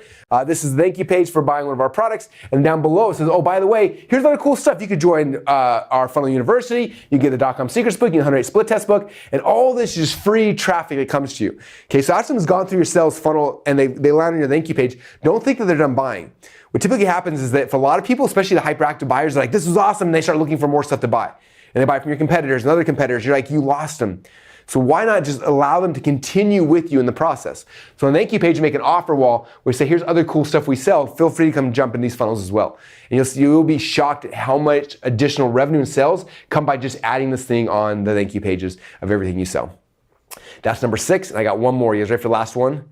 This is a little bit more of an advanced tip, but it works really, really good. What we do is we add a webinar to the thank you page to increase sales. Okay? So if you look at a bunch of our funnels, the very last page is like, thank you so much for ordering the product. Now, I want to start your training right now. Okay? The product's being shipped to you in the mail. You're going to get it. We're going to start right now. We're going to get into business, and we start teaching right away. And this thank you page is the webinar. Okay, so I thank them for the order, and I transition to teaching. I give them the one thing. I give them the 3 secrets, and at the end of it, then I make an offer for my high ticket product. Okay, and that is one of the most powerful things we started doing is adding the thank you page webinars. Where now a percentage of all the people who buy one of our free plus shipping books start buying our $2,000 product we sell at the back as well, and that is what a thank you page webinar is. So there are your 7 tips. I want to know which one is your guys' favorite. I'll go through them all again really quickly. Number 1. I want you to vote for your favorite in the comments down below. So number 1, a lot of cool slides here. Number 1 was add more curiosity to your headline, increase conversions. Number 2 was create lead magnets to grow your list. Number 3 was build your sales funnel page for optimal conversion, having emotion, logic, and fear. Number 4 is adding order form bump to increase sales. Number 5 is creating an offer wall to send people up your value ladder to your other products and services. And number 7, did I skip one? I think I skipped one. Oh yeah, number 5, keeping the buying loop open in your upsells. Number 6 was offer wall, and number 7 was adding a thank you page webinar to automatically sell the next product in your value ladder to people. And that is what it is. If you like this, down below, again, comment down below, subscribe, let us know, and I hope you guys liked that session. Number 2 is the leading. 2's winning? Good luck 2. What was 2 again? Simple. The lead magnet? Test, yeah. That was too easy. Seriously? That's amazing. All right, number 2, keep on voting. All right. People still here? Dang, this is awesome. Thanks you guys for hanging out. We got some number 1s in here, looks like. Number 3s, number 2. Oh, very cool. Okay.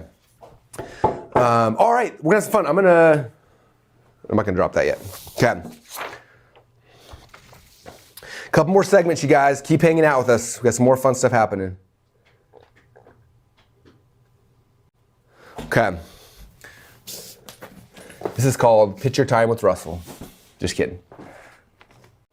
Let's see, how should I do this? No? One at a time, one at a time. Russell, you will be fired if you...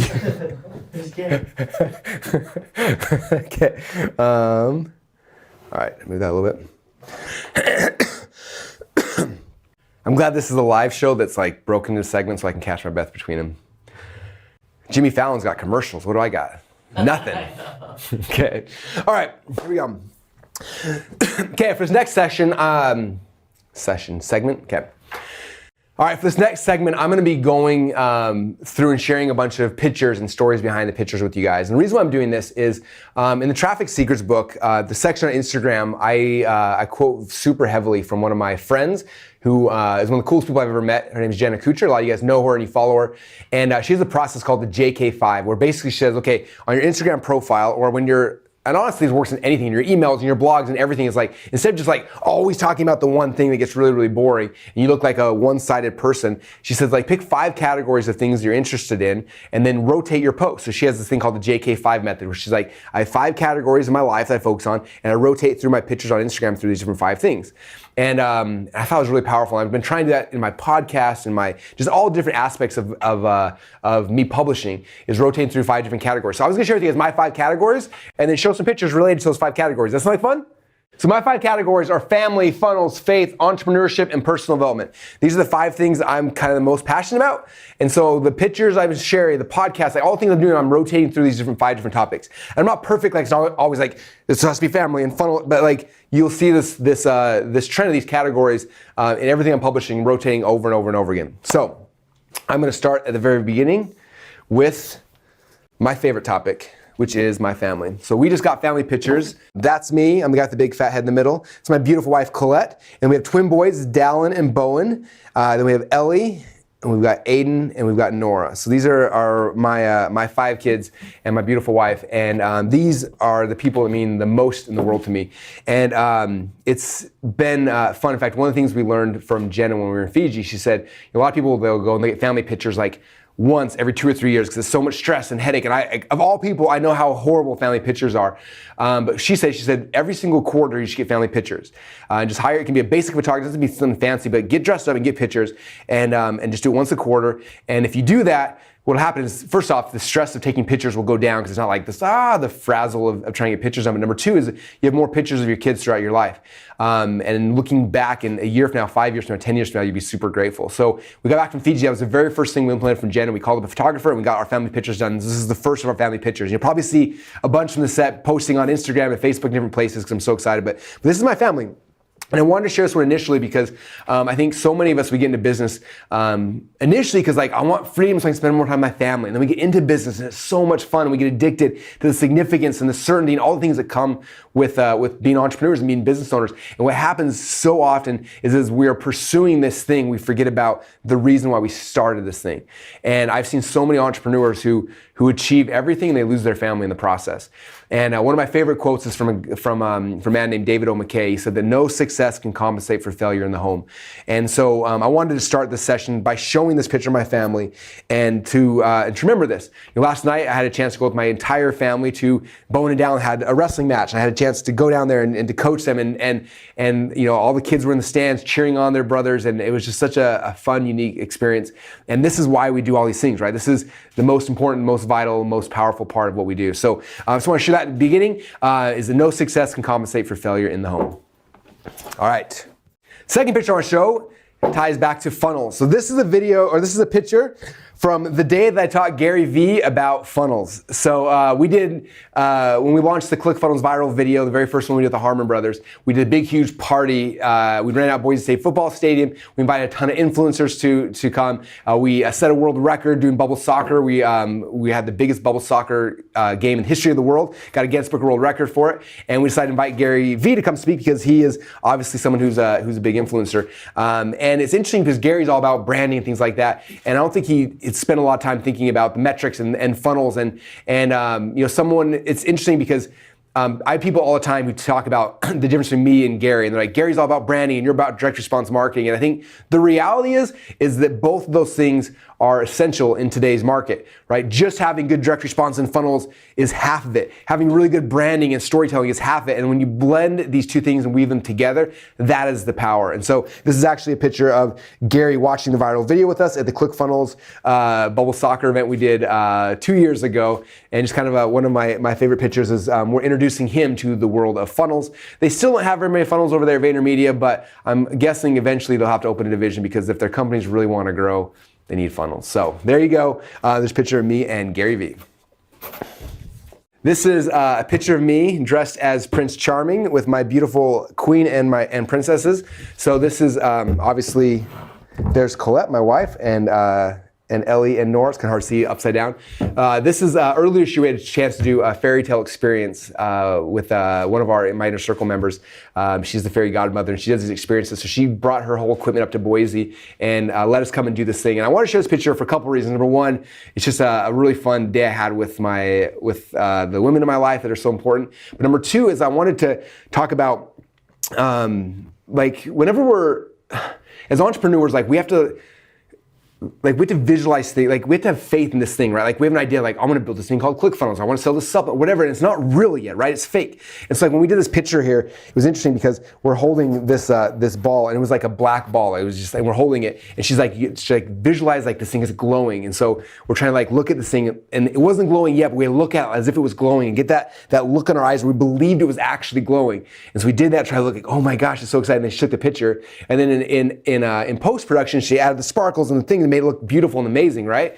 And I was looking at thinking about the analogy behind just the fact that like so many times it's like I have an idea for this product, but it's not really, it's just a black ball, and you're like, oh, and you're like, but if you treat it like a black ball, you're not gonna have success with it, right? You have to visualize like, oh my gosh, this is amazing. Like when we were building ClickFunnels, I remember sitting, like Todd, my co-founder who codes, and he'd fly to Boise, and we'd spend all-nighters for a week or two at a time, sitting there in this room, and like, it wasn't real yet. We had to visualize like it was real, and we talked about like, yeah, you imagine people are using this and they're building funnels, like this becomes the thing that people have to use to grow their businesses, and like we had this vision of it, like we saw the sparkling ball even though it wasn't sparkling yet.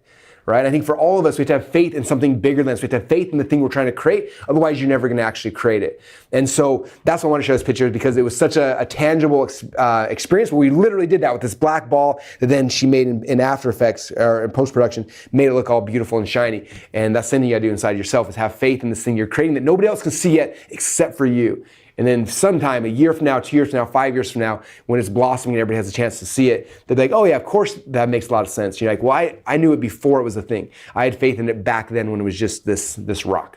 So there is the story behind this picture. So this is a picture of, this is the Golden Gate Bridge right here.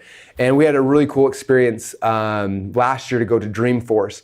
And Dreamforce is Salesforce's big event. They have over 170,000 businesses that come to this event.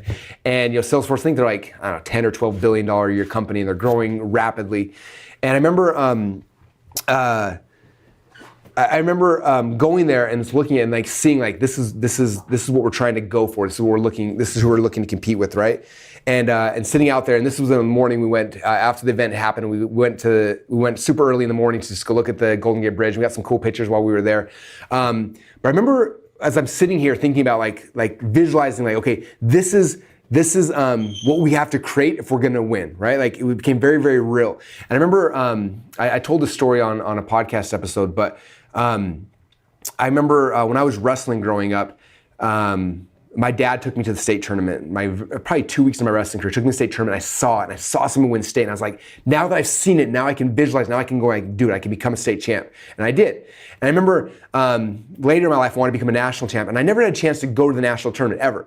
And I went in high school. I took second place in the nation in high school. In college, I never went to the NCAA tournament, and I never saw it there. I remember I had a friend though whose dad would take him to the national tournaments, and he told me that he said I didn't even care about being a state champ. I just wanted to be a national champ because I had seen it and I saw that it was there. It was possible. Like it was just people just like me, and because he was able to see it, he was able to go and get it. I think for me, this picture really represents like us being there and seeing Salesforce and be like, oh my gosh.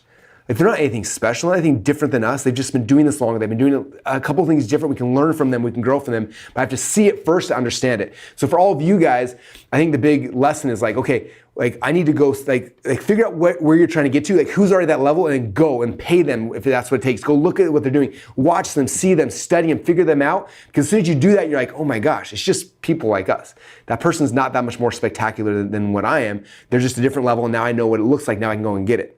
Okay? If I had gone to the NCAA tournament when I was in high school, man, my whole vision would have been different. My trajectory would have been different because I'd seen something different. Instead, my trajectory was like, I gotta be state champ, and I got it, but I missed the next level because I never seen it before. So always look, what's the next level? Go look for that, figure that thing out, find it, and then after you've seen it, now you can go and you can start working towards it. Okay? So there you go for all the entrepreneurs.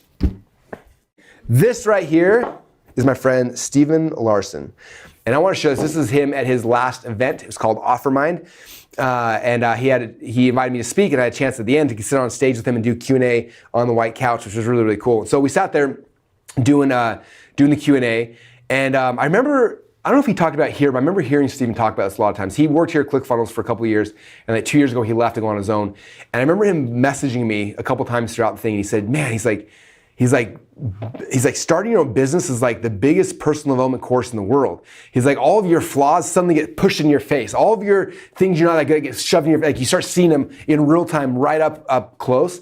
And he's like, when you start that journey. And I think this was really fun for me to see him on stage in his element and look at how much he's grown in the last 2 years since he left ClickFunnels to kind of go on his own.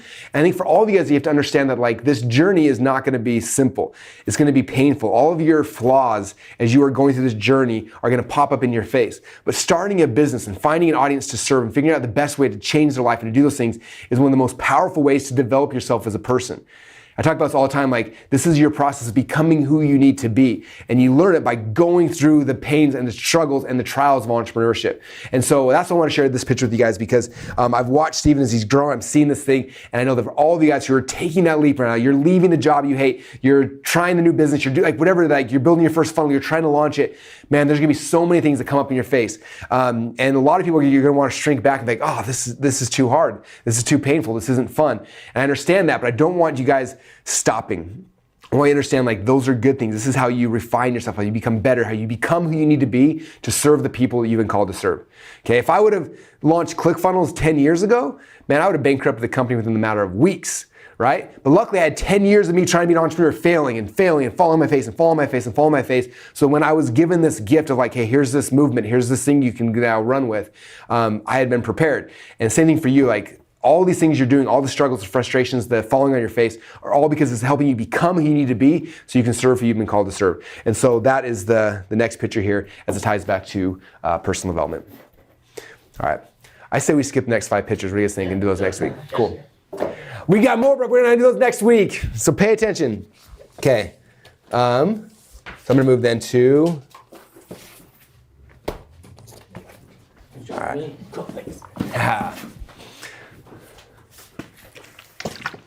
This is so much fun. Okay. All right.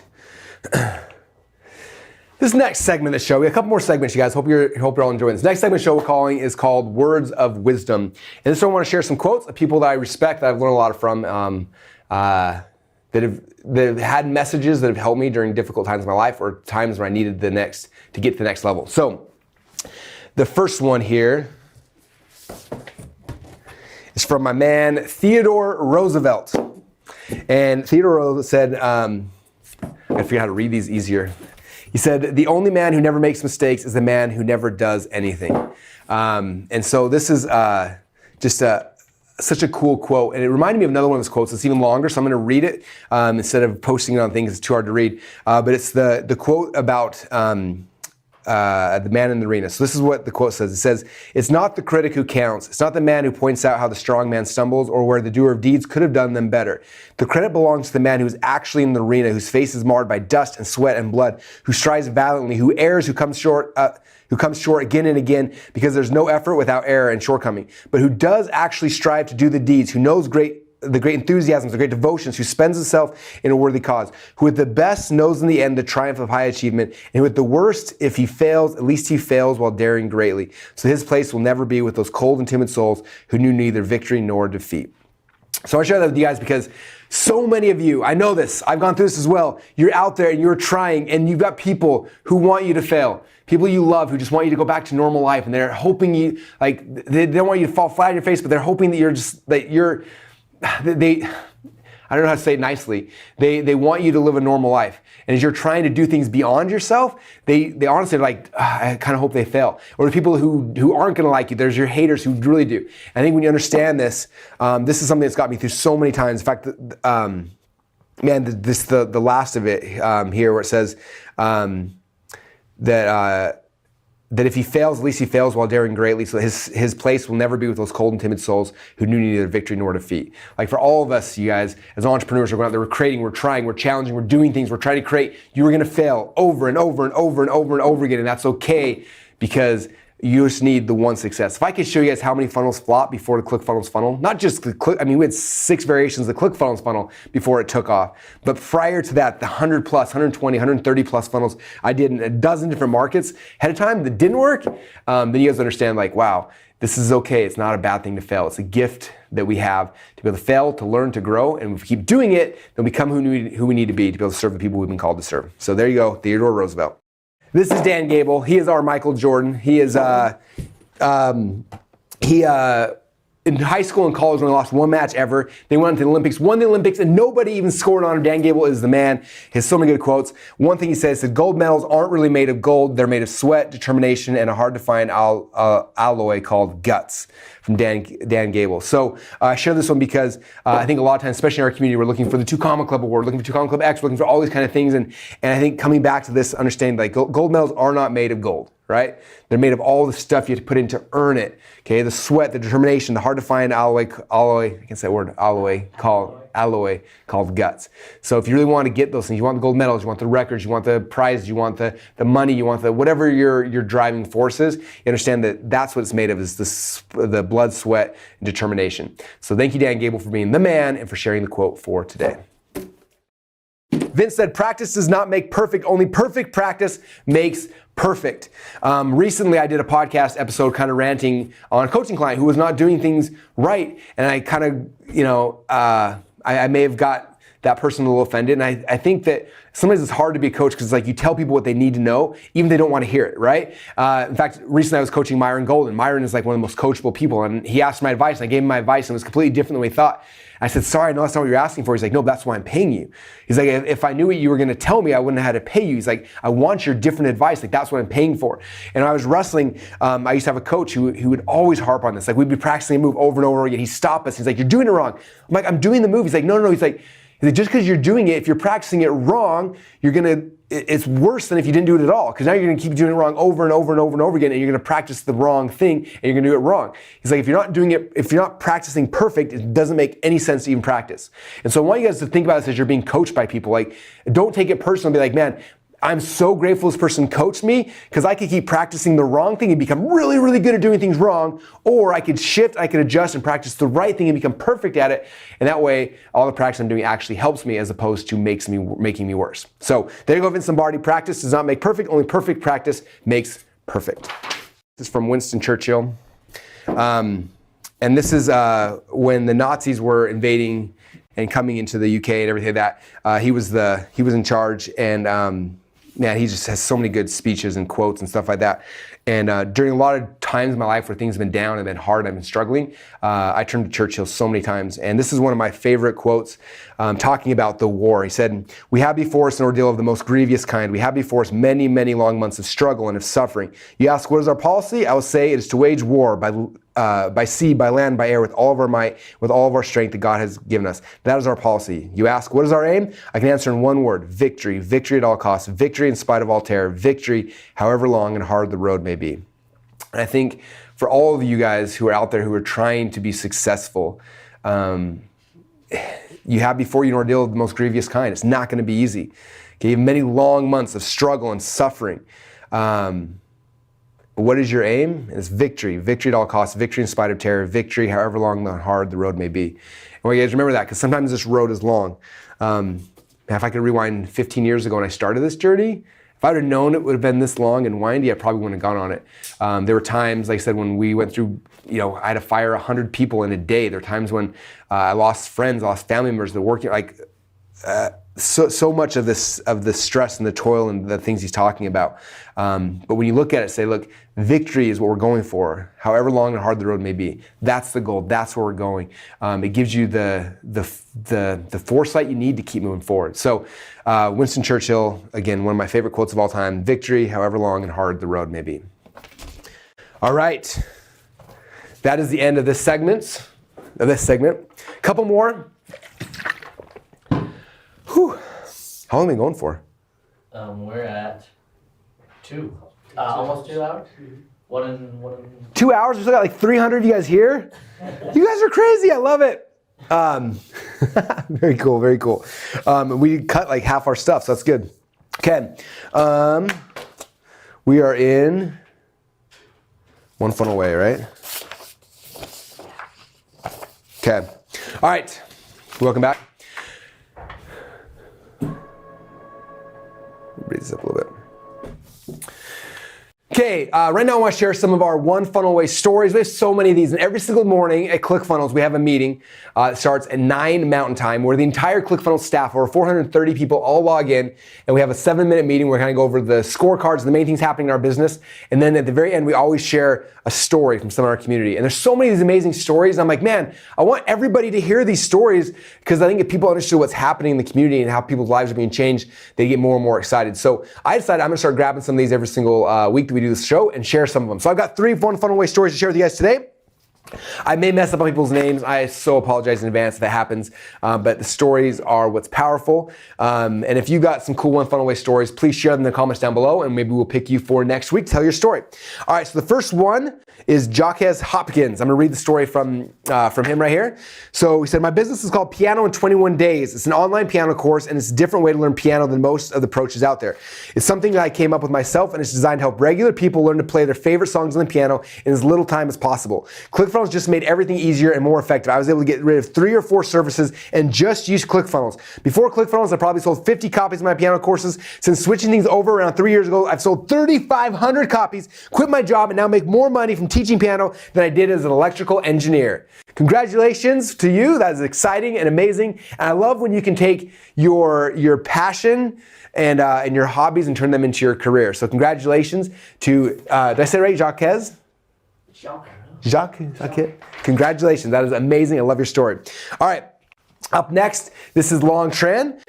He said, my dream is to travel around the world and become an entrepreneur and a self-made millionaire. And I did it with ClickFunnels. Here's my story. I'm a high school dropout. I barely speak good English, never had good grades in school, but I had a dream at a young age. I wanted to be a self-made millionaire and start an online business where I can be able to travel around the world and live the freedom life I wanted. That was always on my mind, no matter how hard life got or how many times I failed in business, or even when everyone was looking down at me. The one thing I've always had is the motivation and belief in myself that one day I would get there, and that is what actually matters. No matter how dumb you are, or how young you may be, or how old you may be, never give up on yourself. Don't let anyone tell you that you cannot do this. As long as you take action and never give up on yourself, that is what matters most. And it's the reason I'm successful today is because I believe in myself and I take action. All right, so congratulations to Long. Check out that 2 Comma Club trophy. I love it. If you don't have yours yet, this should be like I don't know if you guys remember a couple years ago, Dana Derricks did not get one of these at Funnel Hacking Live. He went home, got a magic marker, and on his wall, he drew a picture, a really lopsided picture too of this, and drew 2 commas in it with a circle. And he said, I'm gonna look at this every single day till I have my award. I hope that you guys are just like Long here and strive for this award. Okay, because as much fun as like making $1 million or getting an award, like this award represents so much more. It represents tons of people's lives you've changed because of the products and services you've created. All right, the last one I want to share with you guys, this is one I'm really proud of and really excited for. This is Shemaine Van Gundy. So here's Shemaine, and I'm going to tell you guys her story. She just set, I believe, do we have fact checkers here? I think this is real. No, she did awesome. So ever since we launched the 2 Comma Club, people have been trying to get there the fastest, and there's been a lot of races and people going through. And so I know Shemaine set a goal a little while ago to get the fastest. And I believe at the time, we should make an official award for this someday. We have to clock everybody though. But I believe at the time was 47 days. She came in last month and said, I'm going to beat it. And in 21 days, she won herself a 2 Comma Club award. So congratulations, Shemaine, which is exciting.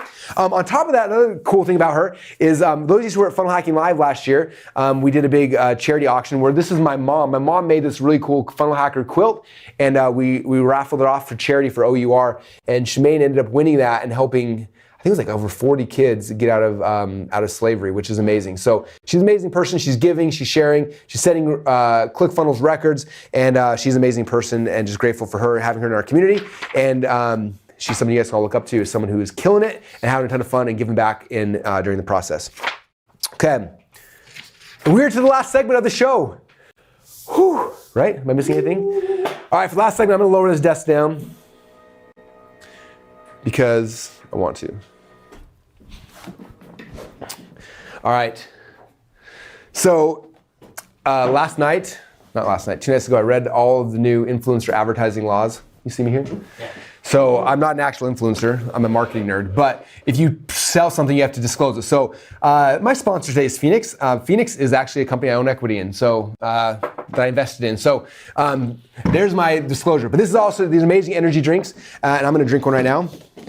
And we're actually gonna give away somebody one of these. So this is like, it's kind of like 5 Hour Energy, except for it actually tastes good and gives you long energy. There's tons of nootropic stuff in here too, and it tastes like candy. How are we gonna give this away? I remember there was I remember, yes. Okay, so you can just like pound these straight, but they're really like, strong. I put them in water, and it's like drinking Kool-Aid. Anyway. And that's 2 shots. You should just do half a bottle. Thank you, Melanie. All right, so we're gonna be giving away a box of Phoenix Energy to somebody, and I'm gonna use this as a teaching moment as well, so you guys can kind of learn.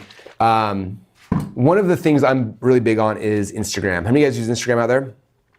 Now, I love Instagram for a lot of reasons. One of my favorite though is it's of all the platforms, it's the one that gives you the best ability to like tell behind the scenes what's happening in your life.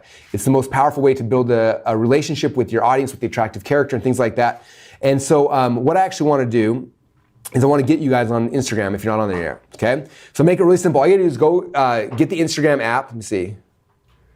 If you guys know, it's free. Download the Instagram app. When you click on it, you're gonna go in there. And what's cool is you can follow a bunch of people. It's like there's David Archuleta, who I'm following. If I scroll down, there's Stephanie Dove. There's all the people I follow. Like I have a news feed of their life, which is kind of cool. But what's even cooler is my favorite thing is at the top here. These are all these different stories, and this is like literally a reality show of every single person's life that you care about, that you're following.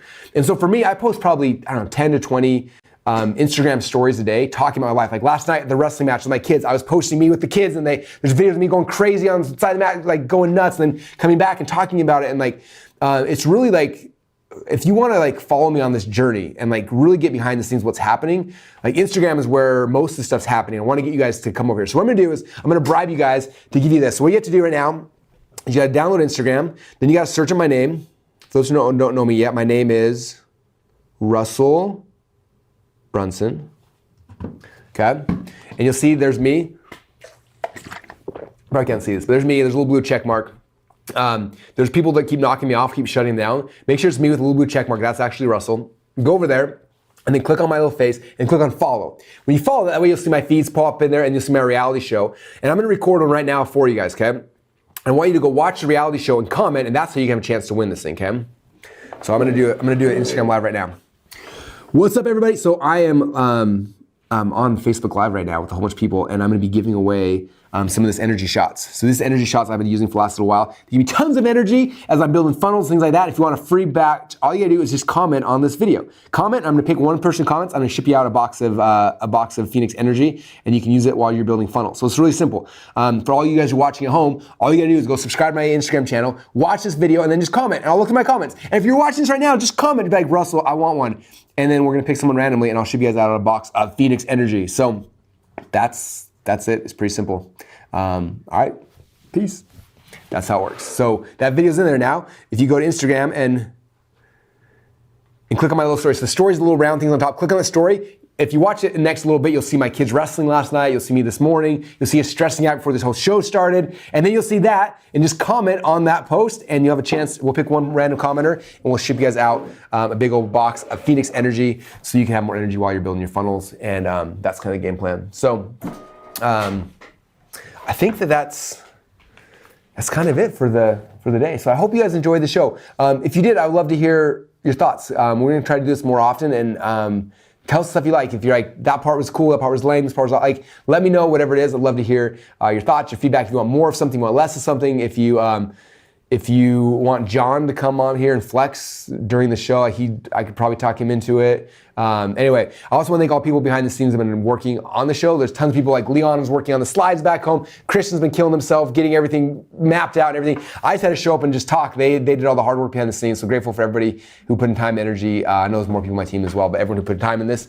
If you guys liked it, again, let them know down in the comments. Let me know, let everybody know. I'm gonna check out these comments. I can look at the comments now. Can I unplug this? Yeah. We'll see what happens. Okay. Read the comments. I subscribed. Oh, cool. Oh yeah, don't forget, we're still doing the award as well. If you go subscribe to the podcast, and you can win a chance to win that sign. It's fun. Okay. a couple of things I'm going to tell you guys, just since the show's kind of over now, we're just hanging out, is one of the big reasons why we did that, as you can kind of, some of you guys can probably tell, is each of those segments was content specific for a different platform. So some of those were videos for Instagram, some were for YouTube, some were for Facebook, some were for just different things. So we were crafting in, some were for our blog, like crafting the content in a way that we could repurpose to different spots. The last thing we're probably going to do here, I don't know if we'll do it live or not. We can do it live.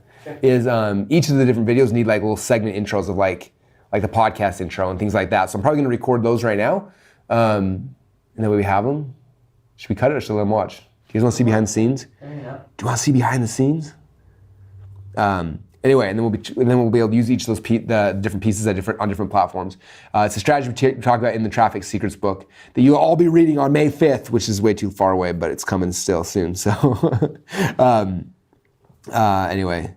I know, Craig says it may yet. I know, it's killing me. The good news is though, like right now I'm in the process of rewriting the .com Secrets book and the Expert Secrets book, and all three are coming out on May.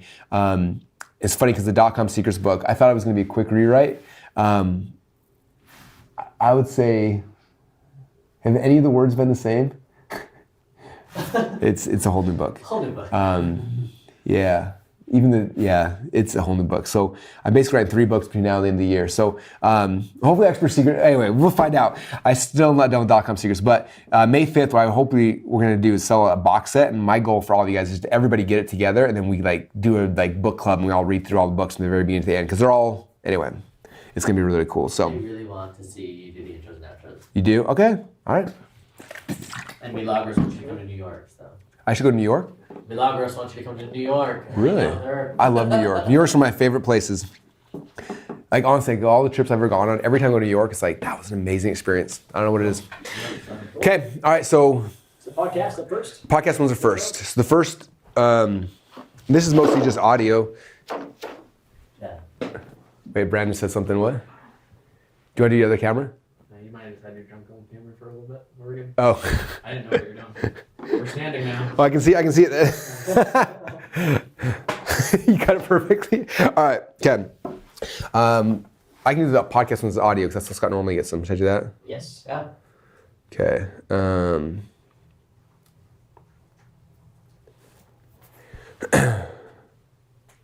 Wait, first one was the questions I went through. There we go. What's up, everybody? This is Russell Brunson. Welcome back to the Marketing Secrets Show. I'm so excited to have you guys here. And this episode is going to be a fun one. So recently we started a new Marketing Secrets live show. And this is a segment from the show that we actually are going to be posting here on the podcast. It's titled How to Remain Humble, or AKA Don't Drink Your Own Kool-Aid. I'm going to go through 5 things that you can do to make sure your head doesn't get too big as you are growing your company. And so it's been kind of fun. With that said, I'm gonna cue the theme song, and when we come back, we will jump right into that segment from the show. Sweet. Okay. Scott, let's call that one How to Remain Humble, and then the description be Don't Drink Your Own Kool-Aid. Let's do that, that's easy, cool. All right, number 2 is Andy Grace.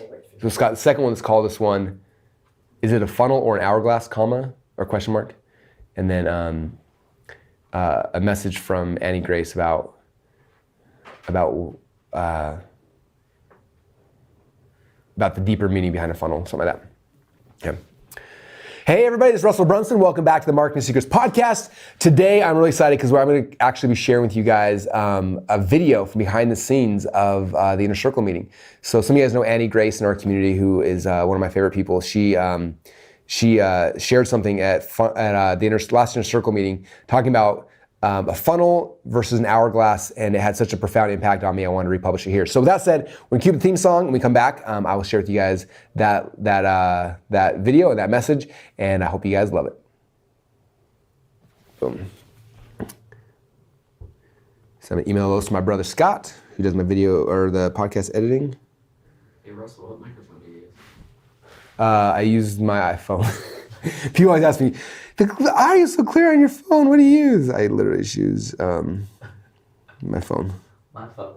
I did get good. One thing I did learn, my first few episodes, I would like move my hand back and forth like this and be like, so I really good, like I set a distance and I don't move that when I talk. So that's one thing, there's one little hint. But then that's just, it's literally, I use AVR Pro as the app. I think it's like $2 or $3. But I've used other apps in the past. That's just the first one that popped up when I typed in the audio recorder when I downloaded my new phone. So, okay, so we have those ones. What are the ones we need intros for? Okay, YouTube. So we've got the top 10 list, publishing and marketing. So intro for that. Okay, Joe, yeah, Coach me through how you want me to do this one. Walk him through it. What should he say? Which one is it? Evolution and marketing. Evolution of marketing. Is that gonna be YouTube one? That would be a good YouTube one. It would be? Okay. Just like a 15-second hook, and then the doing the outros too, or just the intros. I'll do everything you want me to do right now. Now's the time. Yeah, the outro also. So on the Let me do the intro first. Let me do the intro and then coach me on the outro after so I can. My brain can only handle one thing at a time. Okay. Got it? Okay. All right. So, what do you want to say on the intro? Was it? Oh, just the 15-second hook, just a hook that what it's about, and to get them to watch it. So. And then tell them to subscribe or stuff like that, or not really? No, not on this one. This is just the intro, like pops up. They're watching it. Like, what can they expect? Why do they want to watch it? You're trying to get watch time. We're just trying to get them to like hook in to watch it. Okay. Any recommendations? This is Russell Brunson. I'm going to talk about the evolution of marketing, how we went from the bartering system to funnels and everything in between. There you go. Yeah. Okay. Yeah. Hey, this is Russell Brunson. Welcome to my. That sounds dumb. Okay. Hey, this is Russell Brunson, and for the next. Take 3. Hey, this is Russell Brunson, and for the next few minutes, I want to walk you guys through the evolution of marketing. I'm going to walk you through everything from like the bartering system to sales funnels and all the cool stuff that happen in between. Say anything else? Is that good? Yeah, that's good. Yeah. Okay. In the end, do you want me to say something? At the end, it's going to be like what you want them to do next. So it's going to be like, do you have a lead magnet that's going to go with it, or do you know what the lead magnet is going to be? The black book. So it's like, so at the end, it's like, okay, guys, make sure you watch this next video, and then get more the marketing tips right here in the 99 black marketing book. tips. We talked about the .com Seekers book in the video. Cool. Or maybe like, Just do that. go get this book. And just subscribe. Yeah, sounds good. Okay. Do we have a copy of the .com Seekers book anywhere? Yeah, it's in your It's a whole basket. bunch. It's in my man basket. Okay. Okay. Okay. All right, hope you love the evolution of marketing. If you want to get my copy. All right, I hope you love the evolution of marketing. You learned a ton from it. If you want to get a copy of the book I talked about, the .com Secrets book, where we start talking about sales funnels and how they work, you can get a free copy. Go to .comsecrets.com. On top of that, make sure if you want to get more cool videos like this, click on the subscribe button. Make sure you're subscribed, turn on your notifications. That way you'll get a bell every single time a new video comes out. Thank you so much for subscribing. I would love to hear your thoughts down below. Let me know what you think about the evolution of marketing, what things we should have added, what things I should add in the future in other videos. Let me know. And with that said, thank you so much. And go get your free copy of the .com Secrets book, .comsecrets.com. Bye. Yeah, that was good. The one thing on the intro, is there a way, it was a good, short intro into it, but is there to like pitch kind of the value of why they should watch the video? Like, is there like a little thing like, make sure you don't want to watch this because of, Okay. like some kind of pitch, it's like, oh, I gotta watch it now. Okay, I'll try. All right. Hey, my name is Russell Brunson. I'm so excited for you to watch the evolution of marketing. I'm going to talk to you guys about everything from the beginning of time with bartering all the way to sales funnels today. And I want you to watch this video because you're going to understand the evolution of how things have come. When you understand where they came from, it makes it easier for you to be successful with your funnels in the future. Yeah, good, yeah. It's good. I like Yeah, it. It's good. yeah, I like it. It's good. Okay, next video. I don't think he really likes it. What do you Up think? next is the sales funnels kidding. for beginners. Intro for that. As well. Oh, the tips. Some tips. This is for the tutorial, the basic one for the The tutorial. funnel one. Yeah, I like that one.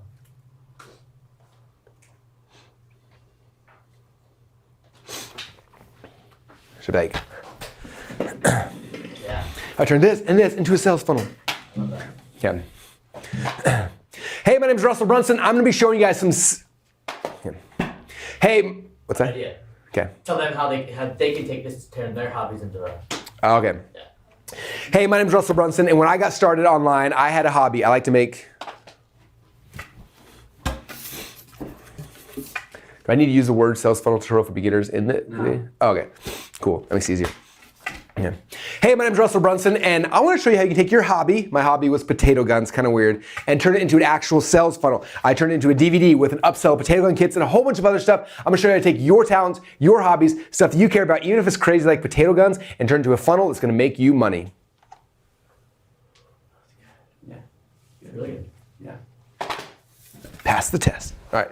Then close it out. Go get your free trial. I love ClickFunnels.com. Should I do that one? Yeah. And then The video, why don't we pitch the next video? Like, yeah, even more the 7 steps of the funnel. So let's. Okay, so I'll do the next one. Let's point him to the next video. Not yet. no. Yeah, there's a coming soon page now. There's a page coming soon that you'll find out about soon, but not today. Okay.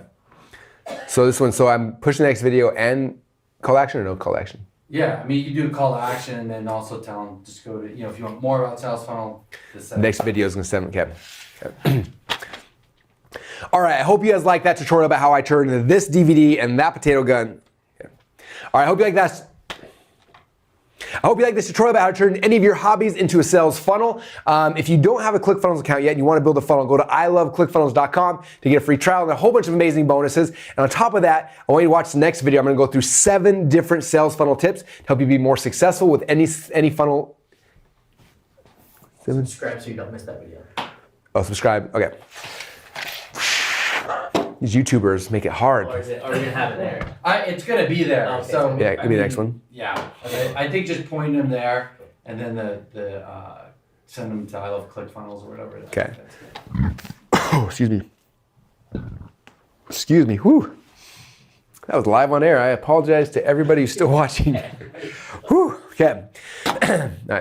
All right. I hope you love that tutorial about how I turned my potato gun DVD into a funnel, how you can turn any of your ideas or your hobbies into a funnel as well. If you don't have a funnel count. Okay. All right, I hope you love that tutorial about how I turned one of my hobbies into a sales funnel and turn it into money and how you can do it as well. If you don't have a ClickFunnels account yet, go to iloveclickfunnels.com, get a free trial along with a whole bunch of other really cool bonuses that you are gonna love. And on top of that, I want you to stay tuned because the next video is coming up here in about 5 seconds. I'm gonna walk you guys through 7 different sales funnel secrets to help increase the conversions and how much money you make on every one of your funnels. So with that said, let's watch the next video. Let's go. Yeah. I can never tell if Joe's making fun of me or if he actually likes it. It's good. This is amazing. They love to see how it actually happens. Don't have to make the same mistakes. I mess up a lot, you guys, just so you know. Yeah, it's awesome. Next thing. Okay. 7 sales funnel tips, right? 7 tips. I got 7 tips. 7 like that.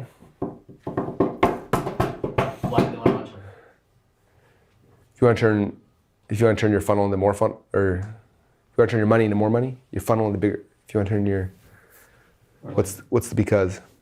Because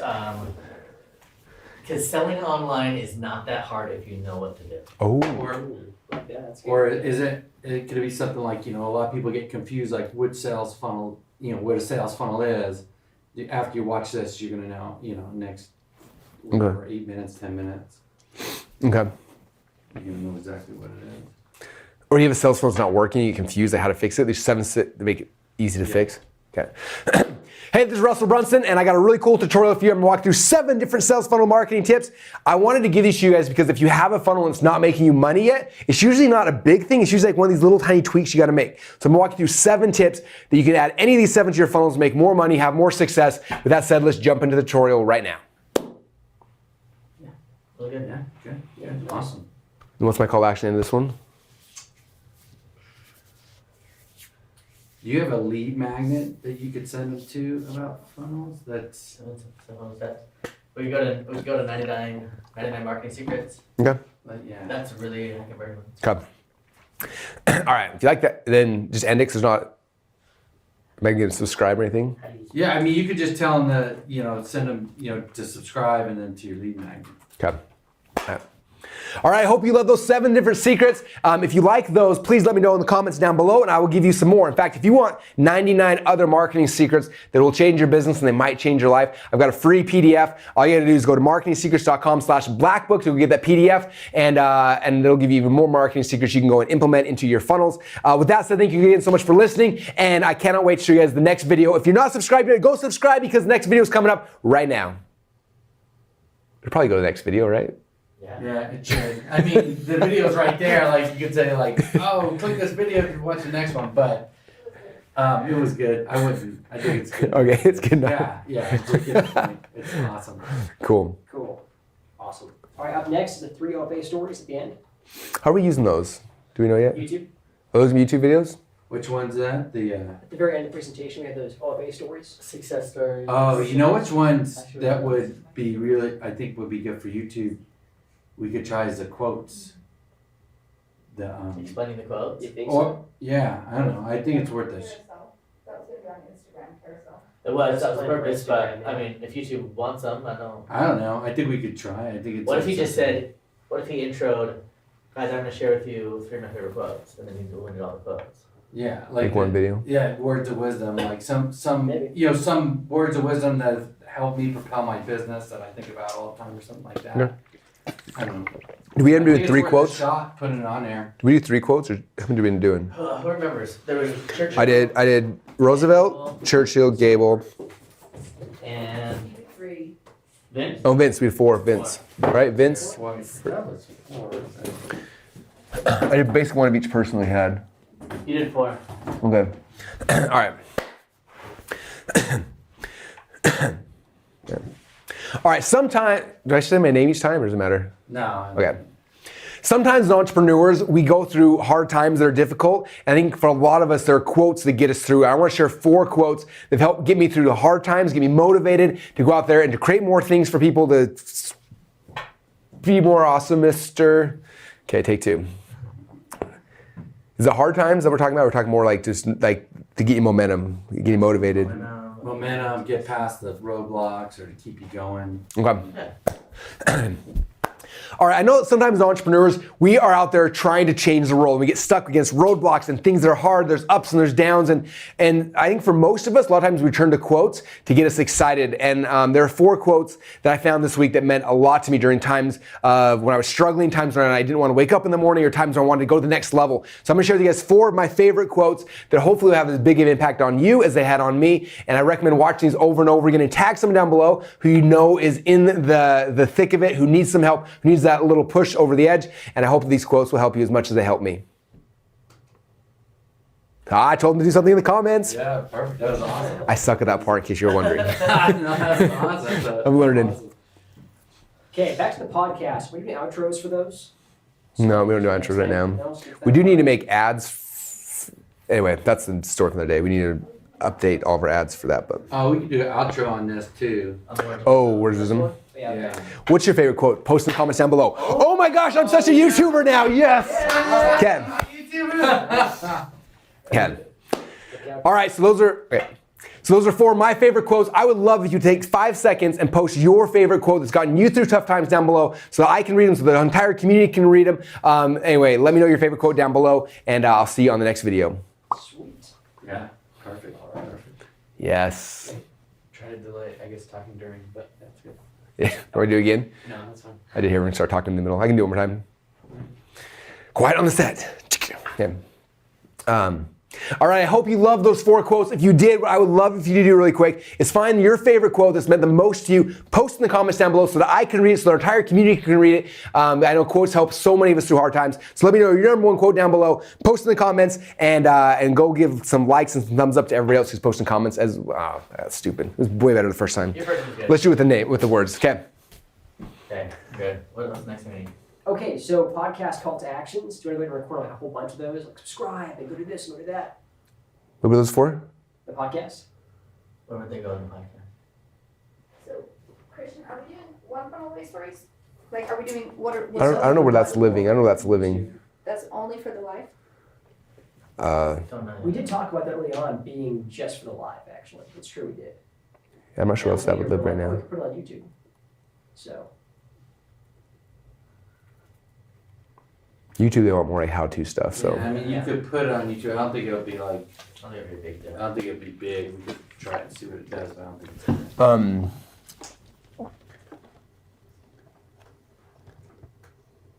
who are the podcast subscribe ones you're saying? Is that for? Yeah, so call to actions, I don't know. It's in our list here, so if you want to say like subscribe, tell your friends and family about the podcast, and just insert those maybe at the end.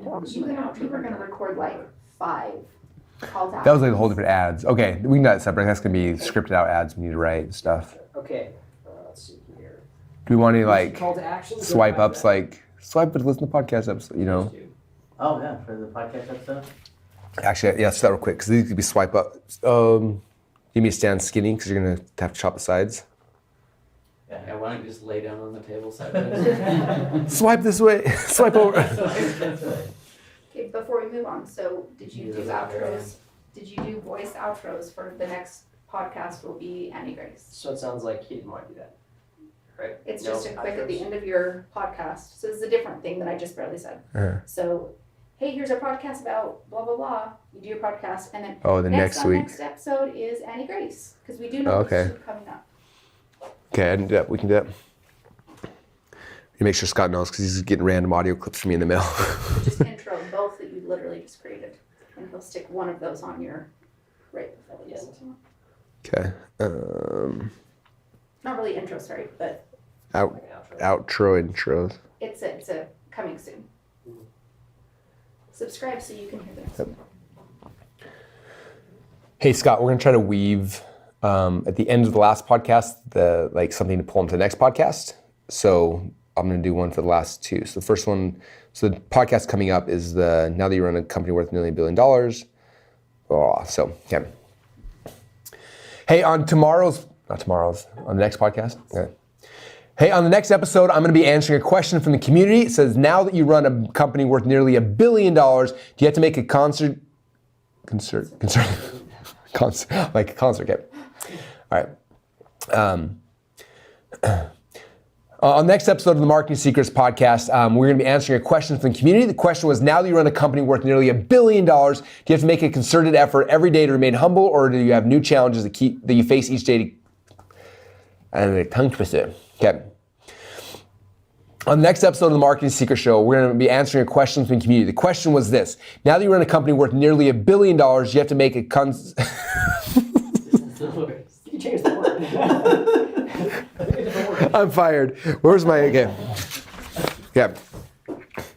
On the next episode of the Marketing Secret Show, we're going to be answering a question from the community. Somebody asked, Russell, how in the world do you remain humble after growing a company this big? And so I'm going to talk about how to make sure that your head doesn't get too big, and if it does, how to shrink it back down. You can hear that and a whole bunch more on the next episode of the Marketing Secret Show. Yeah. And then the next one. On the next episode of Marketing Secret Show, I'm going to be taking you guys inside of my inner circle room to a private conversation from one of my favorite people. Her name's Annie Grace. She's going to be sharing her story about the difference between a funnel and an hourglass. Stay tuned for that episode. You are going to love it, and it'll probably change your life.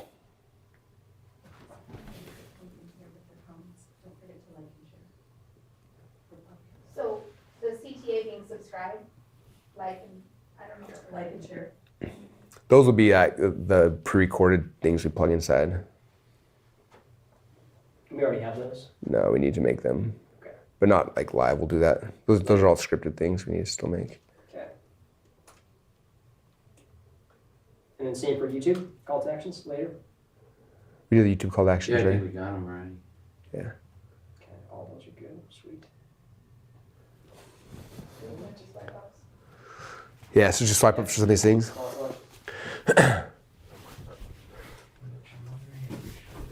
Should be like, you want to see this? Swipe it up. Oh, it's too wide, huh? Yeah, I'm hoping we can we cut this and then we just pull it out. Okay.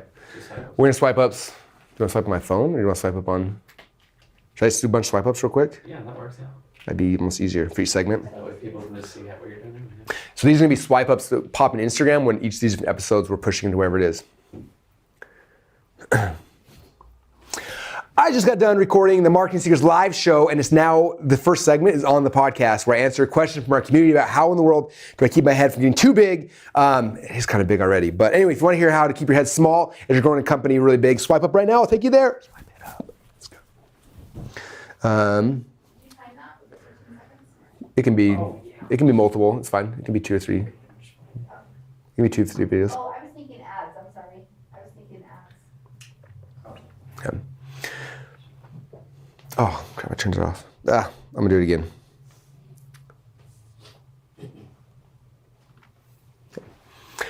I just finished recording an episode of the. What am I doing? I'm thinking Instagram. I'm holding it down, but you don't have to hold it down when you're doing video. Hey everybody, I just finished recording an episode of the Marketing Secrets live show, and now it's live on the podcast. I want you to go hear it, so swipe up right now. I will take you, and when you get there, make sure you subscribe to the podcast and listen to this episode. It's very important for you. It's about how to remain humble as you're growing a company really, really big. Okay, and then tells the funnel hacker. Hey, what's up, everybody? What's up, everybody? I just posted a tale from a funnel hacker. I'm telling you guys a story about Annie Grace, who is amazing, and about the concept, difference between a funnel and an hourglass. Swipe up right now, I'll take you there. It's so good. Swipe it up. You are gonna love it. Those ones don't need to be YouTube. I just posted a video on YouTube called The Evolution of Marketing. We talk about everything from like the bartering system up to funnels and a whole bunch of stuff in between. If you wanna watch that video on YouTube right now, swipe it up. I'll take you there. You're gonna love it. Let's go.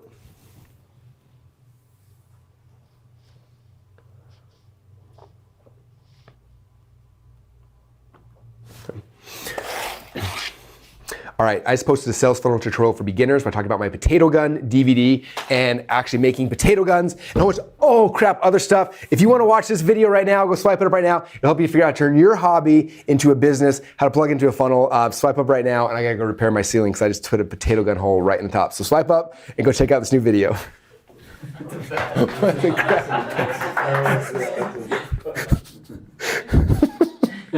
I'm not gonna say she's watching it in the opposite direction. Oh, I'm the worst. All right. Okay. You have to have a different goofy face for pattern interrupts, just so you guys know that's why I'm doing the weird thing. Okay. These are all backwards too. Oh well.